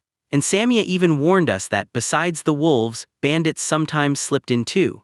Even with Samia and Iso right there, dangerous people still lurked, so we couldn't afford to drop our guard for a second. She pressed her palm to her stomach and rubbed it softly, like something inside her wouldn't stop churning. Right then, Iso's mind snapped back to something dark and unsettling. That black bear, the one that once mauled Samia, is still lurking somewhere in this forest. And even Samia, a tiger beast man, knows stepping into its territory could turn deadly in a. That dangerous opponent could wreck everything. Yet the fear only flashed for a second, because then he caught a strange sound nearby and snapped his grip on the cart tight on pure instinct. Thick footsteps thundered closer, swelling louder with every heartbeat. Then what showed up was a hulking black bear, pure wilderness in one unstoppable, unavoidable mass. Once their supplies were fully stocked again, they dove right back in and started forging fresh new products. As Iso scanned the results, a wave of relief hit him, because the outcome didn't look bad at all. Riku looked at the new items and realized they were even better than the last batch. Turns out the materials they'd managed to snag were seriously top-notch. Iso swallowed her judgment without a doubt, trusted her instincts like they were law, and then made the call keep going. They dumped the ore they'd snagged from Camillo's shop into a magical furnace, and boom, steel poured out with hardly any slag to show for it. And it never got worn out, so Riku could keep using it again and again.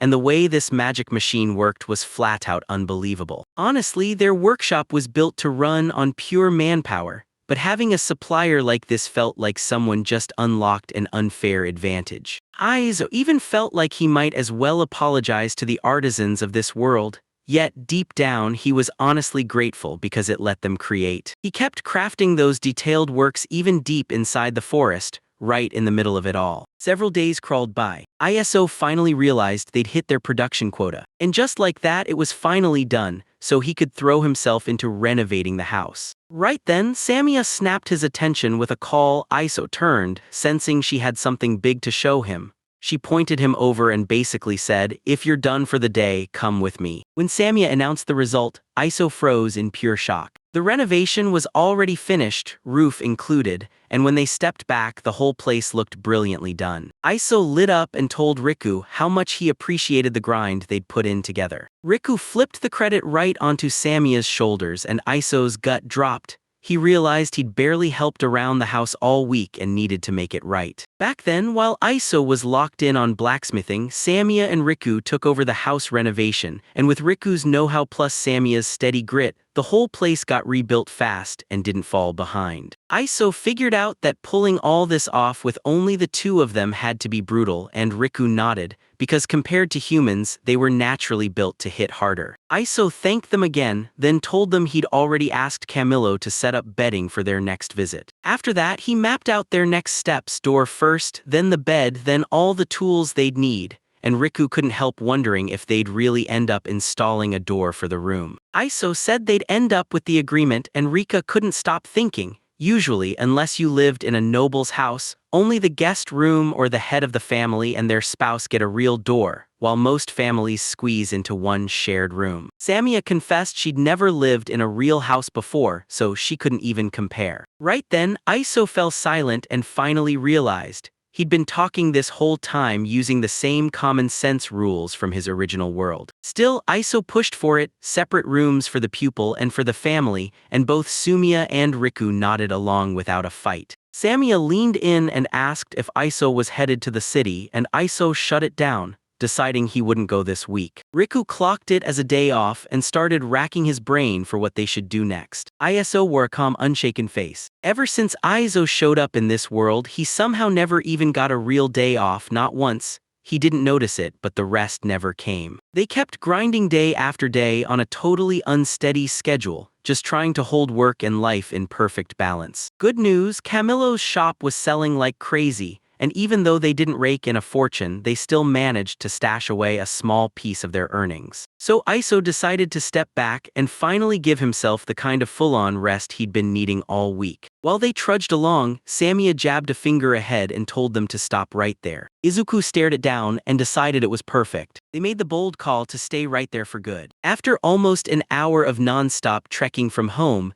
they finally reached the river's upper stream. Finally, after forever of grind and stress, the long-awaited slow life hit, and that dream day off finally landed. Iso planned to use this moment to finally do the one thing he'd been craving for ages. He fashioned a simple fishing rod from natural materials with his own hands. They used the thread from home and a fish hook hacked into shape from a processed rivet, and together they built a homemade fishing rod. God, Iso hoisted a rock like it was nothing, sure there'd be bait under it, and like always, he uncovered worms. Rumia wore a sharp frown of discomfort, while Samia practically buzzed with excitement. Iso stayed silent as she began to. He couldn't believe how differently they reacted, watching them lock in so hard on the moment that it felt like nothing else mattered. Then they dropped their lines into the water. Iso leaned in and told Samia to slowly let out a bit more string. Iso let the piece wash over him and actually savor the quiet moment. The air felt perfectly warm, like the world had decided to give everyone a breather. Coming from a brutal job where breaks barely existed, he finally landed in a place where he could eat right and sleep enough.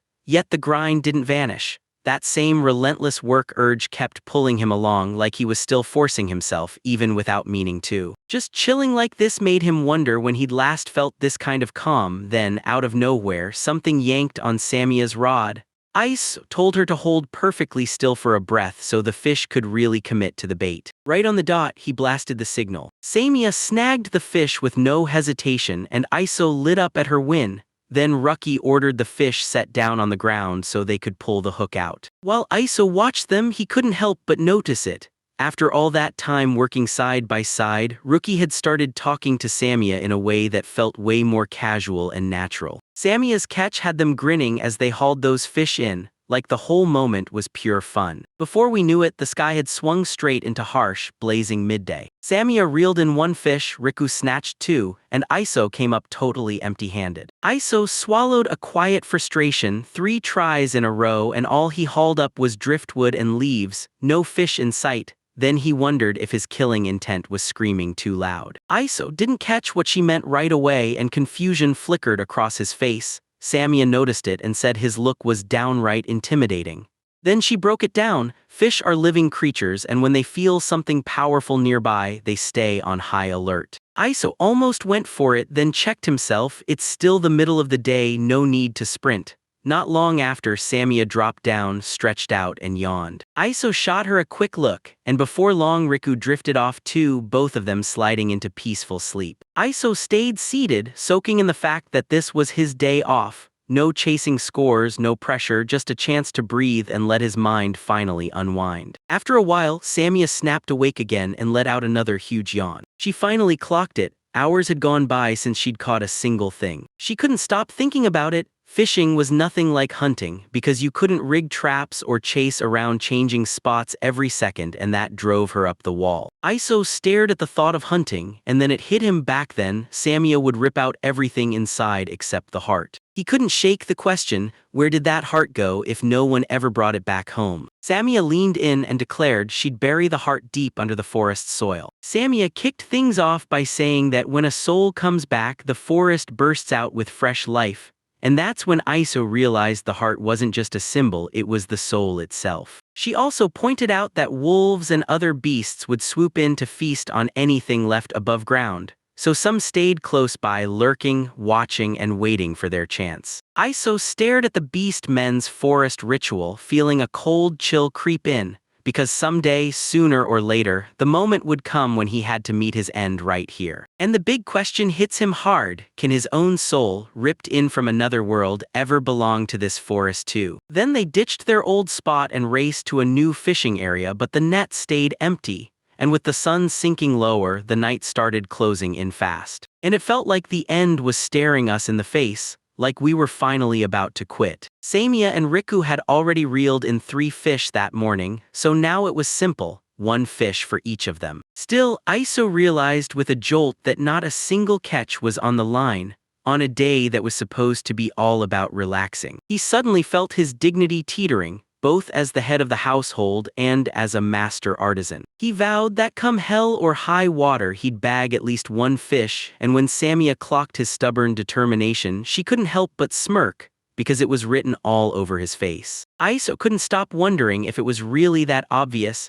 and the thought left him feeling weirdly self-conscious. Right then, that other me snapped to attention and sensed something coming. Iso caught it too and stared at himself like he was trying to crack the truth. He forced himself to stay locked in, breathing steady, because if he rushed, he'd spook the fish and chase the whole catch away. With split-second timing, he yanked the line and landed his catch like it was meant to be. Iso held the fish up, wiggling it a little as a small grin flashed across his face. Finally, he'd landed 1. Samia clocked how awkward his reaction felt, while Riku shrugged and called it a perfect outcome. Even though Iso didn't snag much, the 3 of them still had a great time and finally kicked back and relaxed. Then that perfect day off hit the end and they geared up to head home. Iso couldn't stop thinking about how they'd be back at work the very next day. They kept grinding, perfecting their craft, and tearing into that house renovation. That heavy dread that usually hits right before a new workday, it vanished completely. He couldn't wait to dive back into his life as a blacksmith. It quickly became obvious that Iso wasn't just settling in, he was genuinely satisfied with the life he'd built in this brand new world. After a while, they finally made it back home, then threw a little celebration to mark the win. Iso nodded at Samia and Riku's hard work, impressed by what they'd pulled off that day.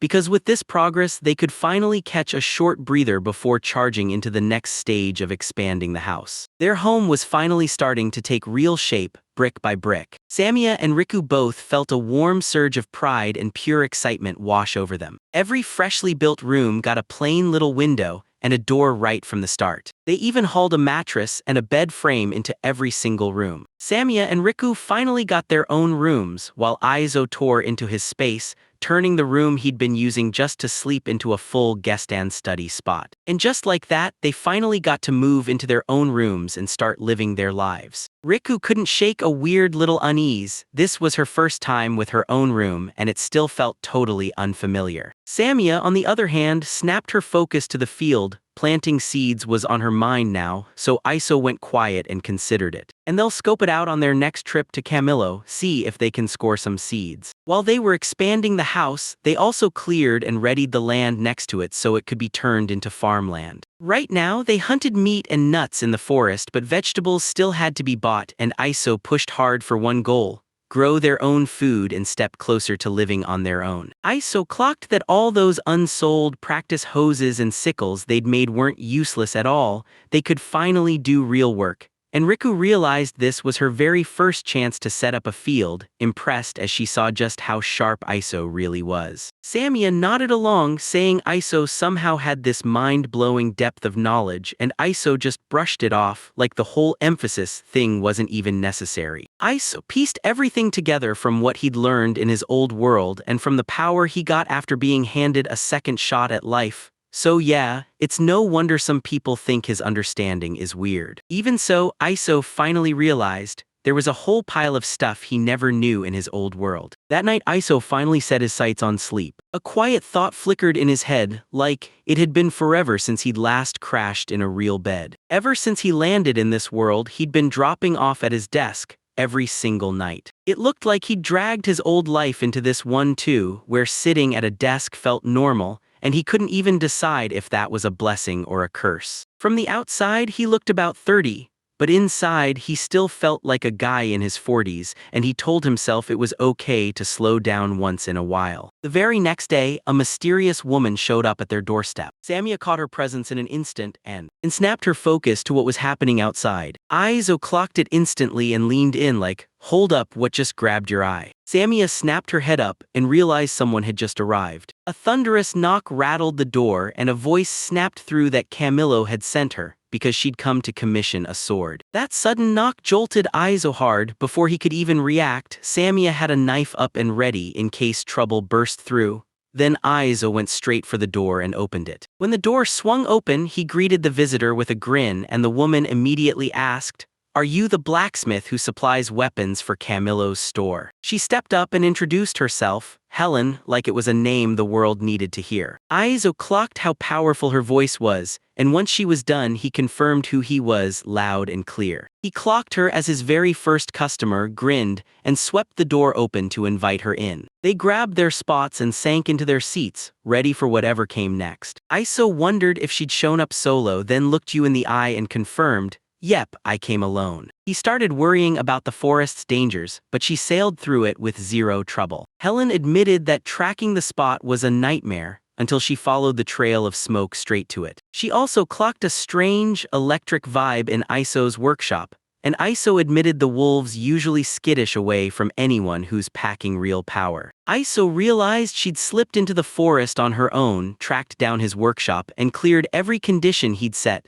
So he nodded, agreed to her request, and got ready to forge a sword for her. Then he stopped and really thought about what she needed. Helen tore off the bindings, thrust her sword forward, and made it clear she wasn't just passing through, she was a mercenary.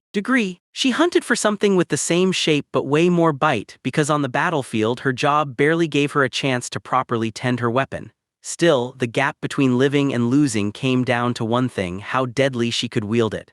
Iso snapped the answer in place. Those were short swords. As he held them in his grip, he saw fresh scratches and jagged, chipped edges, and his eyes clung to their battered surface like he couldn't look away. Iso forged true weapons, tools built for combat, so if he used his powers to make them, no opponent, big or small, would ever stand a chance, and that meant people were guaranteed to get hurt by something he created, a hard reality he couldn't ignore anymore and now had to face. Even if he'd never quite get used to it, Iso still gave Helen's swords their due. Those blades were beautifully made. He paused, impressed by the craft behind every blade, and decided to finally show them to his apprentice, Riku, right there on the spot. Helen didn't bat an eye, and Riku leaned in to study the blades up close. Riku finally decided they were real, capable weapons, and she got it.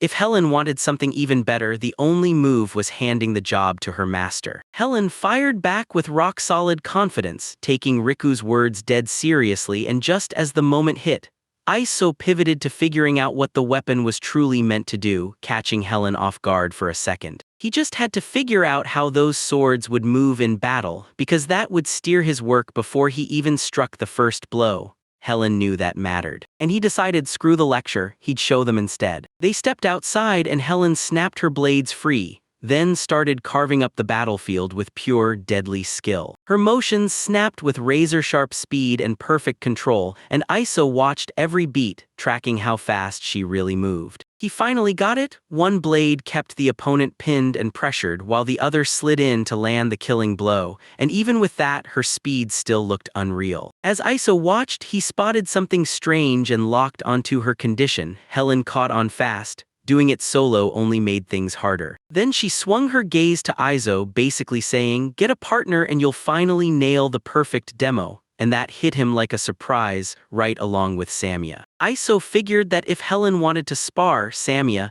the Beast Man would be used to throwing down way more than he ever was. Helen decided that Iso looked way stronger than Samia. Samia's eyes narrowed with mild irritation. Sure, there might be a shred of truth in it, but it still didn't sit right with her. Still, Iso realized one brutal truth. Since he got here, he hadn't even fought a real battle yet. Still, his body moved like it had been built for combat from the very start, as if fighting was the only language it ever learned. It felt like pure instinct, like his body just knew exactly what to do, fueled by the raw power he had. Iso swallowed the shock, then steeled his nerves and geared up for whatever came next. He figured Helen was just showing off. She wasn't trying to seriously hurt him. Iso stepped forward and stared right at her as Samia and Riku watched in silence. His body tensing like this might get ugly. Then Helen faced him with zero hesitation. She shot forward first, closing the distance like a lightning strike in N. In a blink, Iso snapped up the defense. Then she launched a storm of rapid strikes and he stayed planted, deflecting every single blow. Helen stepped back and Iso shot back with a brutal counterattack. Helen blocked it cold. Her moves were so blindingly fast that Iso only caught them as lightning flashes, so he lunged ahead and strained to match her pace.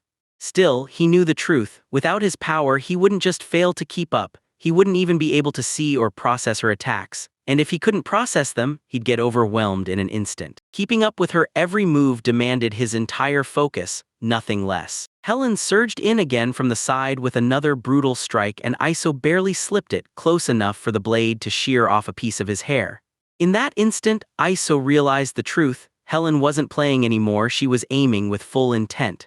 Without a second of hesitation, she lunged forward again. After a while, both of them finally staggered and started catching their breath, because Iso had still somehow kept his feet and Helen had to admit his strength. Iso couldn't help but feel a flash of frustration. He'd spent the whole exchange on the defensive, dodging every hit instead of striking back. Helen wore a grin, confessing she'd planned to end the match in the first few strikes. Not many could take her thunder sword head-on, and she admitted she'd gotten a little too carried away before quickly apologizing. Iso took it all in, and in that moment everything clicked, like he finally knew exactly what he had to do. He figured he'd finish the sword in 2 days and fully expected her back by the third. Helen stalled at the idea of leaving right away, and Iso clocked her reaction immediately. Helen snapped her focus back on the spar, charging forward just after that quick rest. Iso realized that if it kept going like this, he'd never get his sword work done. Helen caught the meaning and shifted her whole plan in an instant. Instead of showing interest in watching the forging process unfold, Iso forced himself to remember it would take 2 days. Then Helen dropped the idea. Why not stay right here and ride it out? Iso suddenly realized he'd already set up a guest room with a real bed, and he shot Riku a look before saying. And Samia was still wrestling with the choice right up until she finally decided. Bursting with visible excitement, he struck the ISO lightly. That's how Iso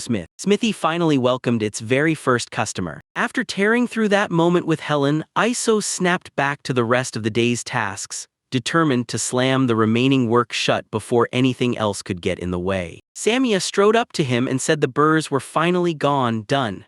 Iso nodded, then told her to leave the pieces exactly where they were. Samia shot right into cleaning up, then got ready to tweak her arrows for what came next. Iso called out to her, voice slicing through the air. He noticed she'd leveled up in her work and snapped his gratitude right back at her. Samia only gave a calm, satisfied look, her tail swishing softly as if to say, I know. When Samia wasn't out hunting, she threw herself into Iso's workshop and helped him build. Most of her days meant casting and yanking burrs off the pieces, and somehow she still found real thrill in every last bit of it. Work, and Iso figured it might be worth letting her grab a hammer every now and then. Nearby, Helen watched them hammer away at the job right there in front of her. After a while, Iso finally called out that it was time to eat. Dinner time had arrived. Helen remembered how, on the way there, she suddenly spotted a massive deer she'd never seen before. Samia quickly clocked it as a tree deer, the kind that turns nasty if you rile it up, and Helen made sure to remember that. She told me that even from way back, she'd already seen a bear coming into view. Iso and Samia both snapped to attention. Then the second bear was mentioned. Samia clutched her stomach like her body remembered the danger instantly. Iso stayed perfectly still, eyes locked as she quietly figured the bear had to be somewhere close. Helen felt the change hit the air and couldn't help but wonder what it was warning her about. Iso leaned in and told Helen Samia once got torn up by a bear, and if it hadn't been for sheer luck she'd be gone. And then Helen's words cut off. She mulled it over and swore that if her gear hadn't been busted, she would have had a shot at taking that monster down. Ice warned Samia not to chase needless risks because that bear was pure danger, even for someone like her who knew the forest like the back of her hand. He made it crystal clear that if anything went wrong, they'd have to live with the fallout, and Helen didn't argue. She got why everyone was worried, loud and clear. After a while, Iso tapped his own cheek lightly to snap back into focus. This was the first custom job their workshop had ever received, and he vowed to pour every ounce of effort he had into it. Iso launched straight into a magic spell, and while Helen planned to check the results tomorrow, she headed into the forest with Samia right now, exploring, scouting, and grabbing everything they could use. Iso replayed Helen's sword work in his head, then slammed the hot iron down and hammered it with care, shaping the blade into a perfectly even thinness while squeezing every bit of material he had. With that special vision, he could peer past the surface and actually spot the iron structure down to its tiny particles, like the metal was laid bare before his eyes. Every time he hammered again, he scrubbed out the bumps and carved the blade into shape, until the weapons started coming out sharper and better with each hit. Iso decided it was time to see just how strong it really was. He ordered Riku to grab an ordinary model short sword, and she did exactly that. He slammed that plain blade into the tree trunk to pin it in place. Then he swung that newly forged custom sword and tore into it. The test hit exactly as he feared, in the best way. The new blade looked rock solid, no cracks, no dents, no damage at all, and Riku couldn't help but be blown away. Iso stared at the plain sword and realized it wasn't worth selling in bulk anymore. Riku figured they could still salvage it with a few tweaks and sharper details, but Iso shut that idea down no matter that the quality was still good enough. He refused to sell an item that was only ever used to test another weapon. Riku watched him pick up the idea, then decide to rework it and keep it for home use because that's just how he's built. He's a craftsman at heart, gripping his principles like they're sacred. Iso finally accepted it, and a tiny spark of satisfaction lit up inside him. Even if people call him stubborn, you can't label him unreasonable. Even if those powers were handed to him, he decided to hammer every bit of determination into his craft, and somehow it felt like he was inching toward the exact life's work he'd been chasing for ages, filling him with a calm, satisfying peace. To cap it all, Iso carved a final mark into the pommel, and right then, he knew the first sword was fully finished. Riku couldn't help herself. She leaned in to check it out, and Iso let her take it right away. Riku leaned in, studying the sword so intensely that her gaze never once wavered. Iso clocked it. She stared at the blade like every tiny detail mattered, like nothing could slip past her eyes.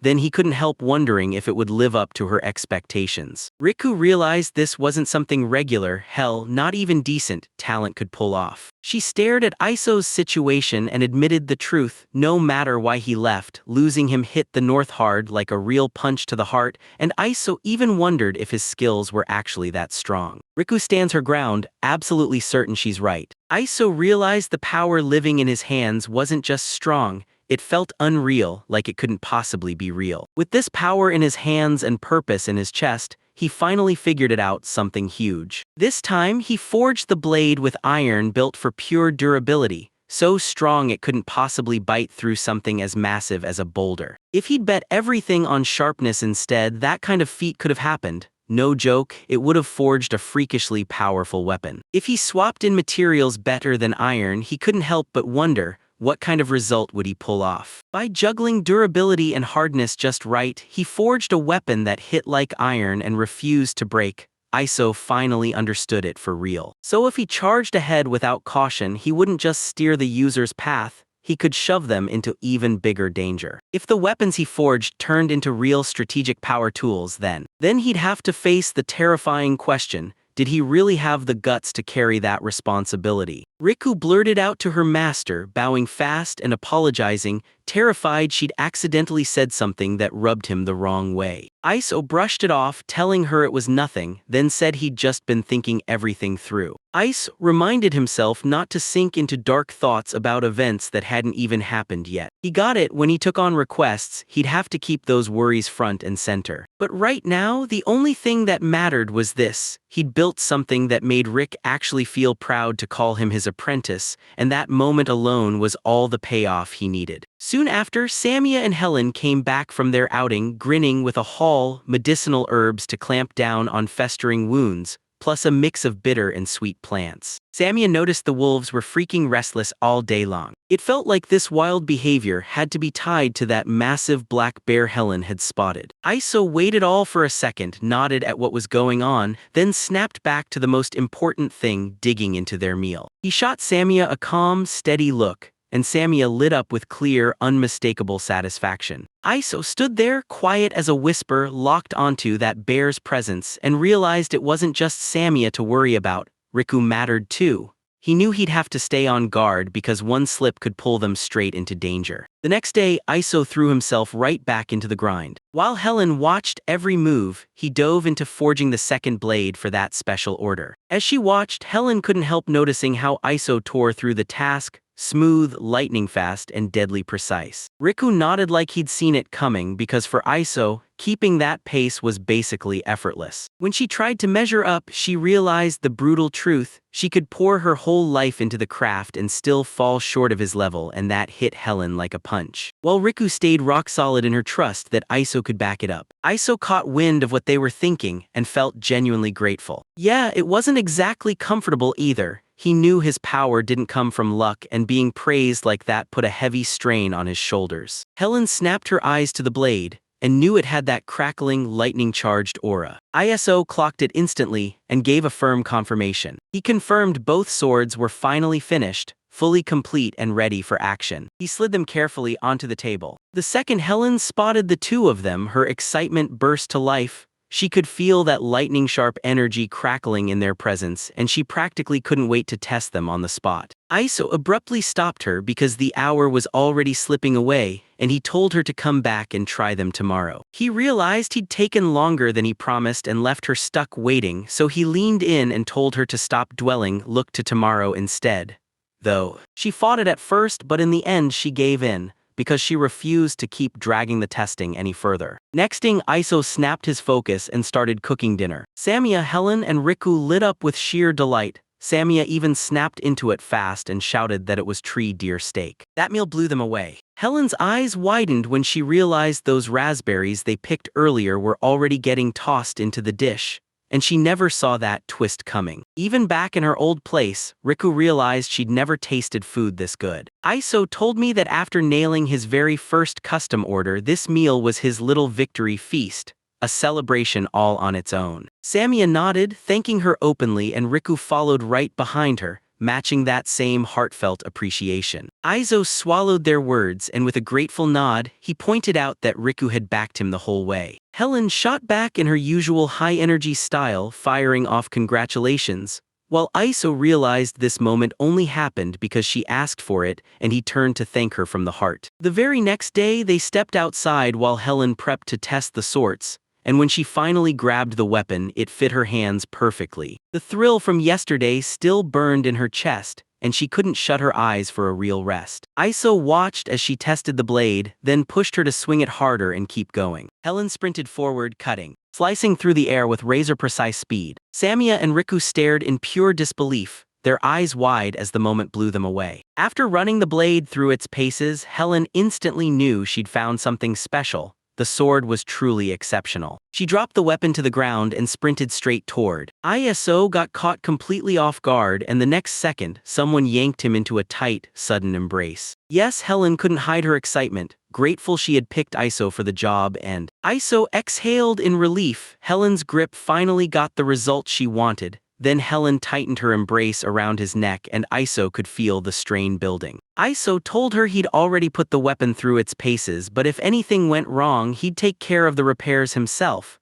and if she needed help, she could either swing by Camillo's shop or come straight to his place. Then their focus snapped straight to one thing: getting paid. Iso handed over the choice and let her decide what it was truly worth. With that, Helen still couldn't pin down the exact value, so Iso stepped in and said, "Don't stress it," telling her she just needed to stick to whatever deal Camillo had already worked out. Helen then dug into what she had left: 2 glittering gold coins and a handful of silver ones. Iso didn't even think twice. Once he agreed, the deal was sealed on the spot. Helen couldn't shake the feeling that this amount just had to be too much, because it was way higher than what she'd ever paid for her last weapons. Iso calmed his nerves and made sure of one thing: those old swords of hers were just as legit, and this trade felt fair to him too. Helen flashed a satisfied grin, like she'd just won something big. Then the tension snapped into place. 2 people locked eyes and slammed in a solid, unwavering handshake. Then she slipped away with one last meaningful gesture and vanished before anyone could stop her. Iso stared at her own strength, finally admitting she was capable of more. Samia clocked just how brutal it was getting Helen away from Iso earlier with Riku's help, and Riku couldn't stop going on about how loud Helen had been. Then Iso just sat there with a quiet, amused smirk. After that, Iso shoved the drama aside and got right back to their usual grind, while Rika teamed up with Samia to count every short sword and long sword they had in stock. Then 2 days later, everything flipped, because the time had finally come to face the wild dangers of nature head-on. One day, Samia burst back into the room at top speed, like something was chasing her. He bolted like something was chasing him, and he finally reached the house. Iso clocked that she came back way earlier than expected, and her gut screamed trouble. Samia's face was plastered with pure fear. She'd run straight into a huge black bear, and then Iso sprang into action to make sure she was okay. Samia confirmed she was unharmed, and she'd bolted away before her brain even caught up, thinking she'd shaken it off, until the terrifying thought hit: bears have brutal noses and it might still be able to track her. Iso let out a shaky breath of relief. She was safe.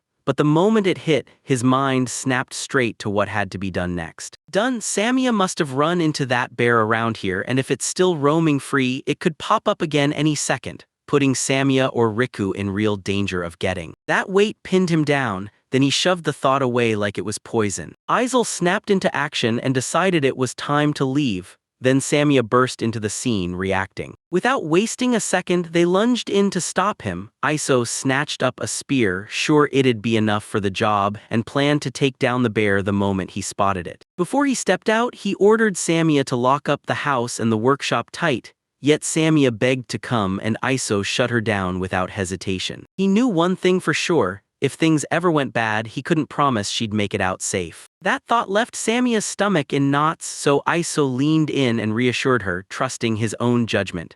This wasn't him questioning her skill with a bow, it was a choice he made to carry by himself. In his head, he replayed that earlier moment with Helen. Back then, he'd finally confirmed it. His body would react the way it was supposed to in a fight. Even when he forced himself not to swing, that certainty still steered his movements, like his body already knew exactly how to battle. Samia couldn't shake the unease. Her hands trembled as she watched him set everything up. Riku felt the same worry too, praying he'd make it back safe. Iso locked eyes with both of them and clung to one fierce thought: he wouldn't slip up, not for a second, and he wouldn't leave them behind. Case closed. Iso stormed out to take on that bear head-on. Behind him, the house was locked down tight, and Riku whispered a desperate prayer for his safety. Samia shot her a look, then slipped right behind her, clinging to that quiet hope like it might save them both. Meanwhile, in the rain-soaked forest, Iso pressed forward, every step measured, every heartbeat loud. He kept his eyes locked on every shift around him, and in his head he tracked the spot where danger screamed the loudest. Because normally Samia handled the lookout, but in the face of a huge black bear, the instincts sharpened by the ability he carried snapped into overdrive. The rain played right into his hands, blurring everything, muffling every sound, and making it way harder for the bear to sniff him out.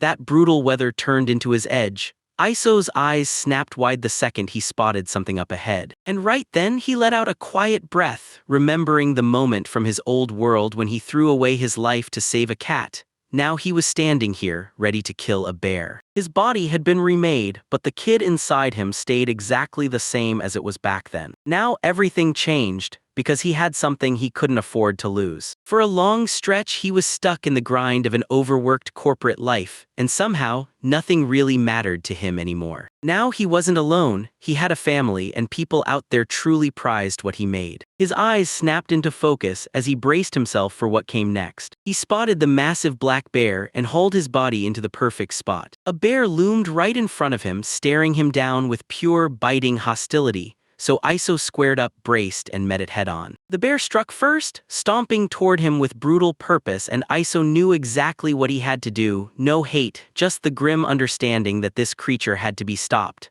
Then it lunged and drove its massive claw straight at him. Iso snapped out of the way of the bear's strike the moment he clocked its size and speed. One skim and it would have wrecked him. So he slid sideways and drove his spear straight into the bear's body. Iso's body went rigid the second he realized his strike didn't land right. The wound was barely there, too shallow to matter. The bear exploded into a roar, then swung its claw again, and this time, Iso's hit finally connected. He was left dead, and the impact slammed him into a nearby tree. Then he clenched his teeth and fought to stay locked in, because here, falling wasn't an option. He shot back to his feet, locked his stance, and clamped down on his spear with a death grip. As the bear lunged closer again, Iso seized the opening and slammed his weapon into its neck. Instant agony ripped through the air, and Iso's face sharpened with ruthless focus. And when he spotted the opening to end the fight, he went all in, no hesitation, just raw determination to survive in this world and guard what mattered to him most. Then he drove the spear straight into the bear's chest, and the bear crumpled to the ground. Iso stared hard at it, locking onto every detail as he realized it was about. His body went still, and he didn't breathe anymore, like the battle cut off mid-beat. He knew it was over. He yanked the spear free, and as it slid out, Samia's earlier words came rushing back, how a clean cut can feel weirdly unreal. He looked at the bear and finally got it. Then he sank down to sit, took a breath, and let his body rest for a moment. That was his first real fight, his life hung by a thread, so when the danger finally vanished, the shaking hit him all at once. Even though his power tipped the scales, the final result still swung by the thinnest margin. He checked his own body, spotting every bruise and scratch he took. Still, somehow not a single bone broke. Iso straightened up again, staring at what he'd just done and thinking, what now? He'd taken a life with his own hands, and if he could, he'd use it all, eat the meat and let the rest feed the earth. But safety wasn't something he could ignore, so he didn't risk it. He grabbed it and carried it back. Rain kept hammering down, and after a while, the world didn't slow for a second. Iso heaved the bear up and slammed it onto his back. Even with his boosted strength, that weight felt unbearable. He clenched his teeth and pushed forward anyway. He noticed the rain finally started to let up, just a little. Iso sprinted back home as fast as he could, because wolves and other dangers might be waiting if he lingered. And in his gut he figured he'd only gone about half the way. He slammed the brakes out of nowhere. Something had grabbed his attention hard. In the very next second, someone yanked his leg and dragged him down hard, only for Samia to step in and reveal her instinctive side. Iso reassured her that he was safe and that the bear was already handled, and Mia leaned in, staring hard, desperate to be 100% sure. She inspected him again, right down to the details, making sure he was really okay. Iso admitted he'd taken a few bruises and hard hits, but nothing serious, and no bones were broken. For one split second, they just stared each other down, then he's in. Feelings erupted, and hot tears spilled straight from her eyes. Iso's breath caught as tears spilled out in relief, and she clung to him with all her might. He soothed her with a gentle pat on the head, and right then Riku edged closer, then froze, unsure if he was about to crash the moment. Iso made it crystal clear that she was absolutely not. Riku stepped in and explained that Iso took way too long to come back, and since Samia was sure he'd be home by now if everything was fine, they grabbed their courage and went out to hunt for him. He'd realized the risk the moment he thought about stepping outside like that. Iso knew better than to leave the house in such conditions, but Riku understood something terrifying. Once Samia decided, there was no stopping her. She said they'd been hot on Iso's scent and the bear's too, and the moment both trails started closing in, they braced for the worst, ready to clash with whatever came charging at them. While Riku crouched in hiding, he kept watching. Iso and the bear showed up together, and at first he couldn't figure out what the heck had happened. Iso caught exactly what they were doing and flashed his appreciation, but Riku aimed that gratitude straight at Samia. But even so, Samia clutched his gratitude close and breathed out, and by then the sky had finally cleared. Iso urged them to head back home right after Samia. Mia finally settled in, and the three of them teamed up, shouldering the heavy bear together. On the way, they ditched it by the lake for now and vowed to come back tomorrow to grab it. The moment they got back home, exhaustion slammed into Iso all at once. So Riku immediately took over dinner duty while Iso crashed into his room to rest. When he tore off his clothes, the bruises sprawled across his body in full view, and Samia sprinted over to check on him, panic written all over her face, while Iso calmly reassured her that he was okay. Samia stayed on edge, darting back to check on him again and again, like she couldn't afford to look away. Iso told them he just had to scrub himself clean. Fatigue was crushing him like a ton of bricks. He told Samia to ring him the moment the bath was ready. While he waited, he pressed his weight against her, then before long, he nodded off and fell asleep, and Samia blinked in surprise, because somehow he dozed off right there while leaning on her. She studied him for a beat, then softly patted his head like it was the calmest thing in the world. By the next morning, Iso felt a weird, gentle warmth wrap around him like something finally let go. He jolted awake and shot upright, only to realize he hadn't cleaned up the night before. Then he spotted it.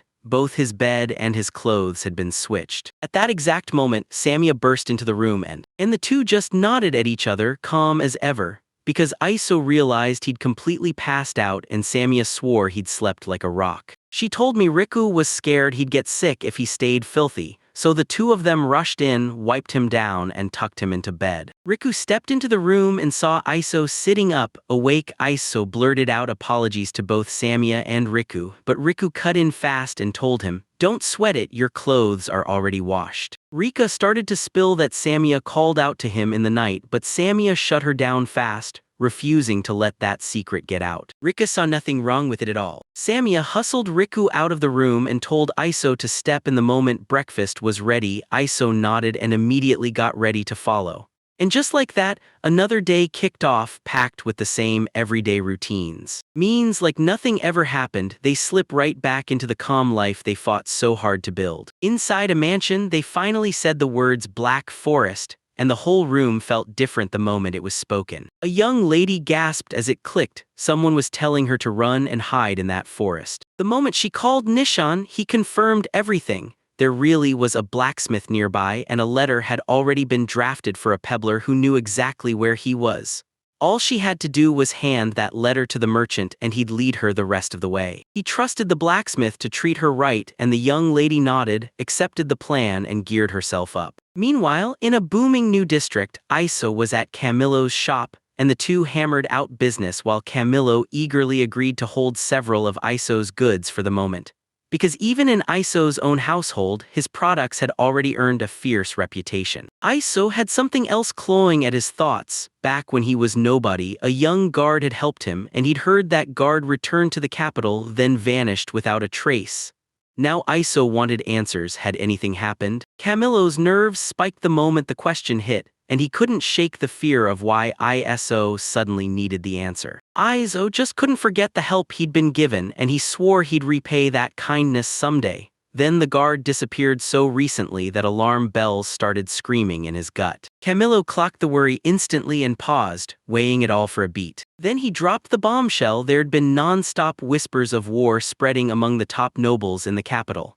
It had to be tied to that, and Iso just stood there, frozen, staring like his brain short-circuited. Camillo then leaned in and warned Iso, better to stay in the dark about things like this for his own safety. Iso swallowed the warning, then shot back a grateful thank you. Later, Iso, Samia, and Riku finally hit the road back home, hauling their materials in the cart like they meant business. While that chaos was unfolding, somewhere else along the road, things were kicking off too. A young lady sprinted for her life, and when she whipped her head over her shoulder, she realized if they kept this pace, they'd slam into her before she ever reached town. From far away, Samia's ears snapped upright, and she caught the sharp rush of hurried footsteps before they even got close. Iso snapped her head around, instantly wondering if bandits were on their way. Samia couldn't say for sure, but the moment she heard it, people were already clashing in the streets. Isel didn't hesitate. She made a split-second choice that changed everything. He told Samia to go first and scout what was going on, bandits or wolves. It didn't matter anymore. Samia snapped to attention and bolted toward the noise. Iso shouted after her, promising they'd catch up soon, and ordering her to retreat right away the moment the danger got too close. Then Iso shoved Riku ahead, and Riku shot back her answer instantly. No doubts, no pause. Before long, they burst onto the scene, men swarming with steel, fighting tooth and nail against a young lady while Samia was caught right in the middle. Iso snapped a short sword into his grip, ditched their luggage without a second thought, and barreled straight for the brawl, charging right into the chaos. He stared in shock, and rage surged as what he saw kept getting worse. One attacker clocked him coming from a mile away, and just like that, he whipped his blade around, swinging for the kill, only for Iso to snap into action, blocking the attack with his own sword. Then he shoved the man back hard, carving out just enough space, and then he drove a slash across his body. Right after that, another one came flying in. Then another attacker, a bald man, sneaked in and lunged at Iso from behind. Samia caught it first and shouted a warning, and Iso swung into action, slashing in just in time to hurt her, then clamped down harder on his grip. Grip tightened, he wheeled around and slammed right into that brutal blowhead. The fight snapped shut in a heartbeat, one savage clash and their swords shattered on impact. Iso didn't even hesitate. He slammed back, driving his blade straight into the man's chest. Seeing it, another man ditched the fight and bolted for the exit, but he didn't get far. An arrow slammed into his neck while he was still running. Samia launched the shot clean, then the chase kicked into overdrive as he ran. Even Iso froze for a second, stunned at how fast it all went down. He snapped his head around, checking if anyone was still standing, and Samia confirmed it. They were all gone. The young lady they'd rescued just sat there, utterly still, staring at the wreckage in dead silent shock. Iso whipped around to face her. He knew opening his mouth after what happened wouldn't be easy, but they had to figure out who she really was and why someone targeted her. Too many men lay dead there, and the guards would absolutely come hunting for answers later. He asked her to come see it, promising it was his way of paying back every bit of help they'd given him. When he stared at her a little longer, something in her face hit him like déjà vu, so weirdly familiar. Her presence hit him like a spotlight. Suddenly, she reminded him of an actress from his old world. The young lady burst out with heartfelt thanks the moment she realized she'd been saved. Then she snapped her name into the air, Diana Emile, and admitted she'd been forced to leave the capital so she could move in and live with the person she'd been sent to. Diana broke the silence and told him everything, how while she was traveling those men jumped her. As she spoke, her fingers clenched tight because the truth hit hard. If Iso and the others hadn't arrived in time, she might have been taken. Iso sat in stunned silence, realizing the family name she carried usually screamed status, a noble from the capital, and before her calm even settled, Camillo's earlier warning slammed into her mind. Was she somehow tied to that fight? He flicked his gaze toward Samia, and she only gave a tiny nod, so he instantly knew Diana wasn't lying. Iso swallowed the shock and moved on because the next problem was already waiting, and bodies were sprawled all around them. Time was slipping fast, and soon a guard patrol would come crashing through, so it was a straight choice: hide or spill the whole truth. Everything Diana didn't fight, she vanished into hiding. Iso watched her like a hawk, grilling, "Are you really sure?" But she didn't budge 1 inch. Those men were already closing in on her, and if they disappeared right here, it would buy the world precious time before anyone even realized they'd been wiped out. Iso snapped into the real meaning of that answer, and it bought her the time she needed to reach that one person's location. Diana didn't even think, she confirmed it on the spot. Iso knew there wasn't any clean escape left anymore. They were already deep in it. Once it was settled, he ordered them to drag the bodies into the forest. Riku yanked the cart forward, and she agreed without hesitation. Then he shouted for Samia to jump in and help with the rest, and she rushed to his side without a single question. Later they hauled each body away, one at a time. In that brutal grind, a heavy thought crushed into Iso's mind, because for the first time he finally got it, what his creations were truly for. He couldn't tell who started this mess, the young woman or the men tearing through the streets after her, but one thing hit him like a punch. he'd chosen to protect his family. So yeah, no regret, no hesitation at all.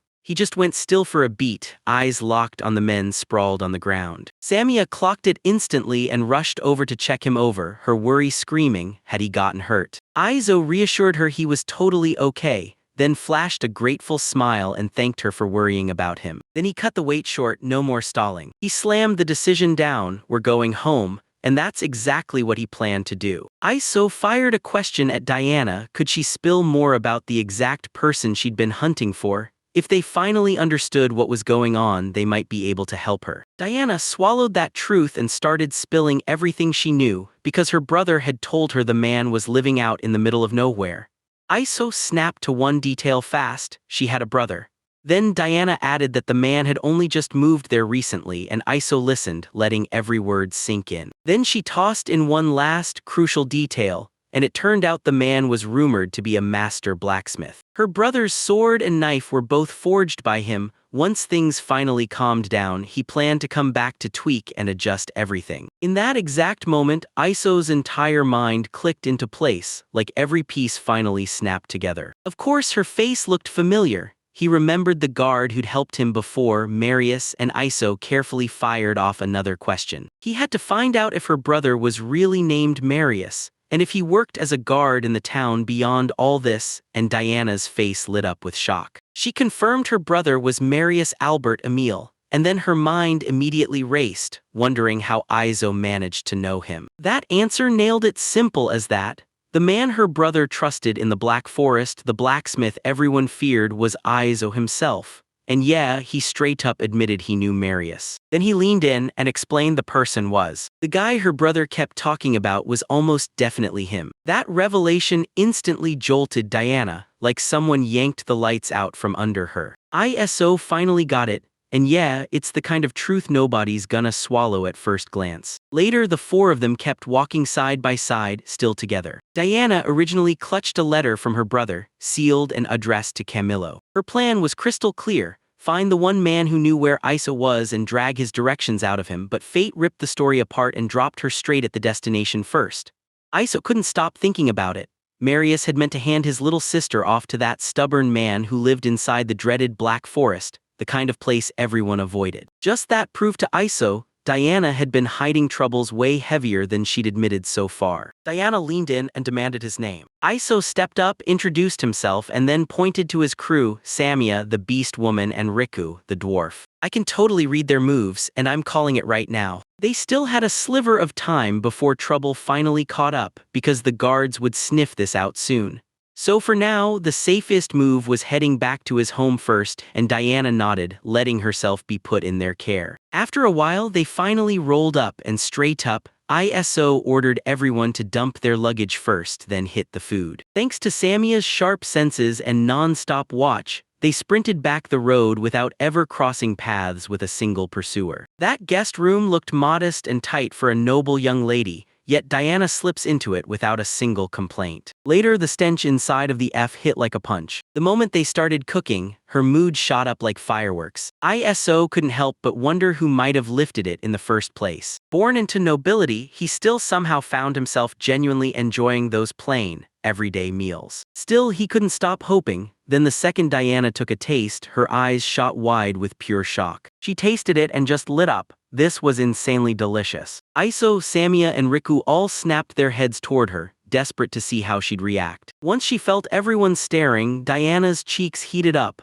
Then she quickly blurted that she hadn't touched a bite since breakfast and had just been starving. Rika didn't mind one bit. If anything, she lit up because Diana was actually enjoying the meal, and Diana made it crystal clear that no fancy formal treatment was needed at all. Then Aizo realized something huge. Good food mattered more than any fancy status. Even when life turns brutal, if someone can still sit down to a real meal, somehow they'll pull through. While Diana thanked everyone for welcoming her so suddenly, Aizo leaned in and studied her closely. Because Diana had arrived out of nowhere, gotten chased, nearly killed, and still had to cling to strangers in a place she didn't know. Still, if she could taste the food, catch the comfort in the room, and answer with real honesty, then she was holding herself together way better than anyone expected. After dinner, the vibe tightened fast. Iso steered the talk straight to why she'd been kicked out of the capital. He'd been holding back on asking before, but now that she was going to stay with them, he figured everyone deserved the truth. Diana nodded with steely calm, then braced herself and set out to tell everything about her family, the Emile household. The Emile household ran the accounts, ruled the region, and that meant Camillo's town was under their watch. In that family line, 4 kids ruled the house: Leon, the eldest son, Coral right behind him, Marius as the third, and Diana as the only daughter. At least that's how it was supposed to be. The path of inheritance was crystal clear. Leon, the eldest son, took the first spot to become the next count, but 1 month earlier, everything shattered and turned for the worse. A swarm of monsters erupted in a forgotten backwater, and the count couldn't waste a second. He rode out to crush them, while Leon, the heir, rode right beside him to carry out their duty. But after that brutal battle, the count and Leon both paid the ultimate price: life cut short forever. And to make it even worse, the private army that came with them got wiped out too. The second the capital heard they were dead, it flipped the switch, and Marius shot straight back.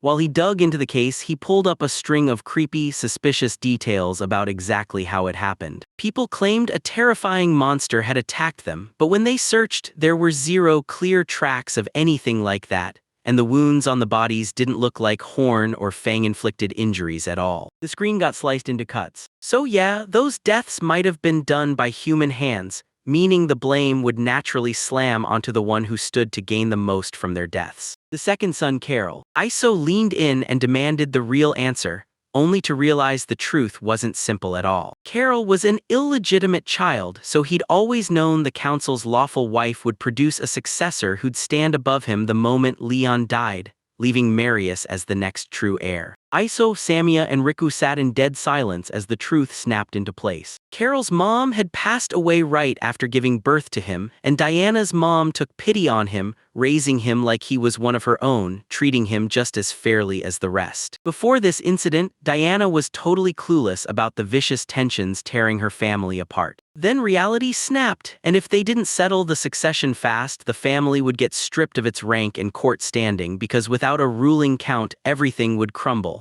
No more waiting. Diana nodded at the truth, and right then Iso's hope shattered. He finally snapped into a grim realization. The one coming for Diana's life wasn't some stranger at all, it was her own brother. Iso let out a quiet breath and realized it all clicked. Back then, Marius wasn't just some normal town guard, he'd been sharper than anyone noticed. A guy like that, the count's own son, basically spilled the whole truth. Then once Iso read the letter Marius sent to Camillo, he made his move. For now, Diana was staying under their protection. That sudden kindness totally threw her off guard, and then he told her she could ask Samia or Riku anytime something didn't make sense.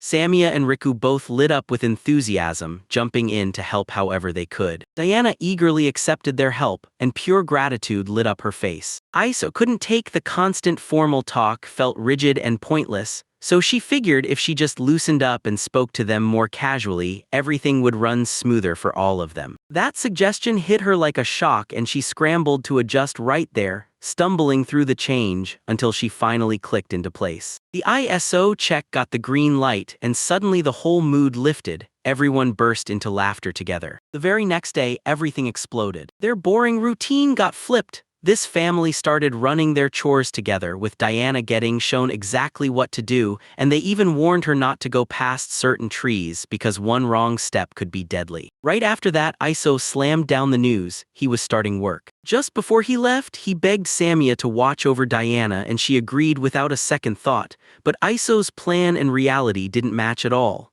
He tried to help, and somehow Diana ended up tagging along to his workshop instead. Samia jumped right into teaching Diana how to craft weapons, step by step, while Iso watched in shock, realizing she'd nailed his methods better than he ever expected. Diana, yes, a noble by birth, somehow ended up tougher than anyone expected, and Riku even called it out. The day before, she'd been swinging her sword with full confidence, like she already trusted her own power. Later, once the workday was over, Iso shut everything down and called it quits. He gave Diana props for how hard she went on her very first day. Diana studied the finished swords, and just like that, she spotted the brutal difference in quality between what they'd forged. Iso told them straight up, the long sword was the standard model, but the short sword, That one was the high-class model. Diana was desperate to get a closer look and Iso finally let her, only warning her the handle still wasn't finished.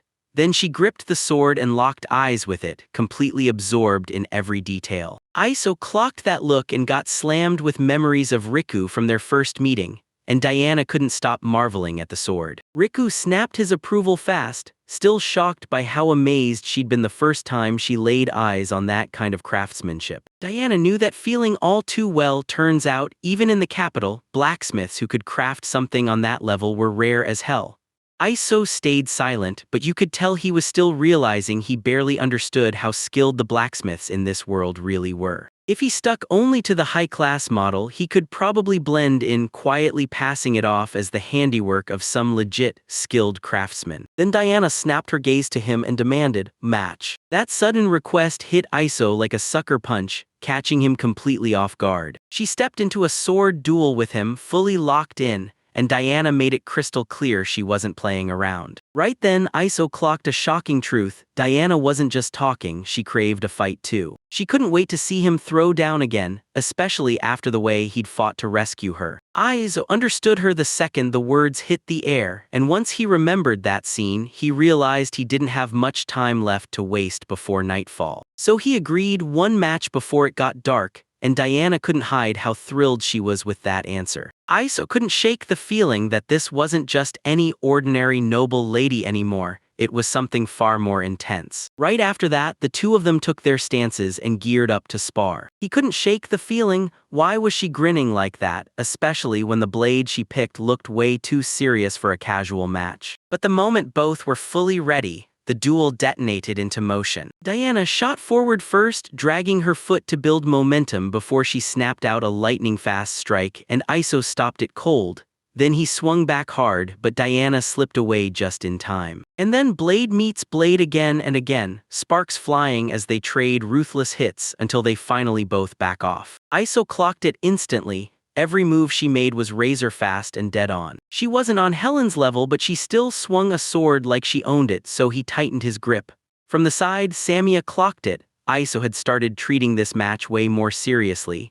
Then Diana flicked a feint at him, trying to pull him off balance. Iso snapped in with a razor-clean side strike, so fast it stopped in midair just before it could connect with her. The outcome felt inevitable. He smiled like it was all his win. Diana panted hard after the clash, then accepted the result, shaking but unbroken. After the match, Iso cracked and admitted that throwing his whole body into that bout had him truly wiped out. Diana could already feel something was off, because during that fight he hadn't been fully serious. Iso saw no point denying it. Back in his head, it was just sparring, never a real life-or-death fight, even. Still, Diana couldn't shrug it off. She'd missed every single clean shot and landed 0 hits on him. Iso still gave her the credit, because in his eyes she nailed it. That answer only made everything feel even weirder for Diana. Hearing the rows of the arena described as just doing pretty well was the last thing she ever expected. Iso just froze there, stunned, trying to figure out what title got tossed at them so casually. But then Samia threw in her own comparison. Out of 100 fights against Iso,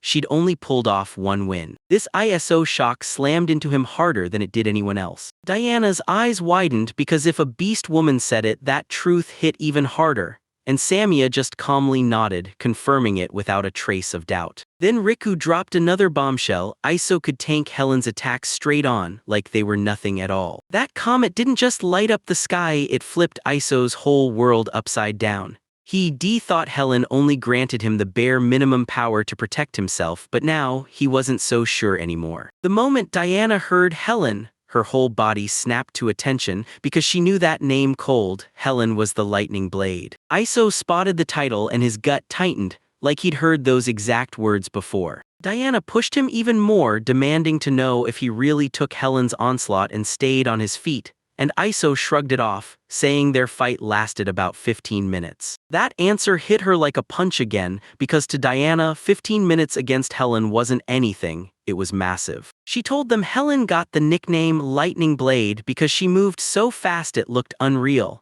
So her legend exploded past regular fighters, and even nobles started talking about her like she was a celebrity. Iso quietly wondered if Helen really was that tough, because even now he couldn't believe he'd walked out of that encounter alive.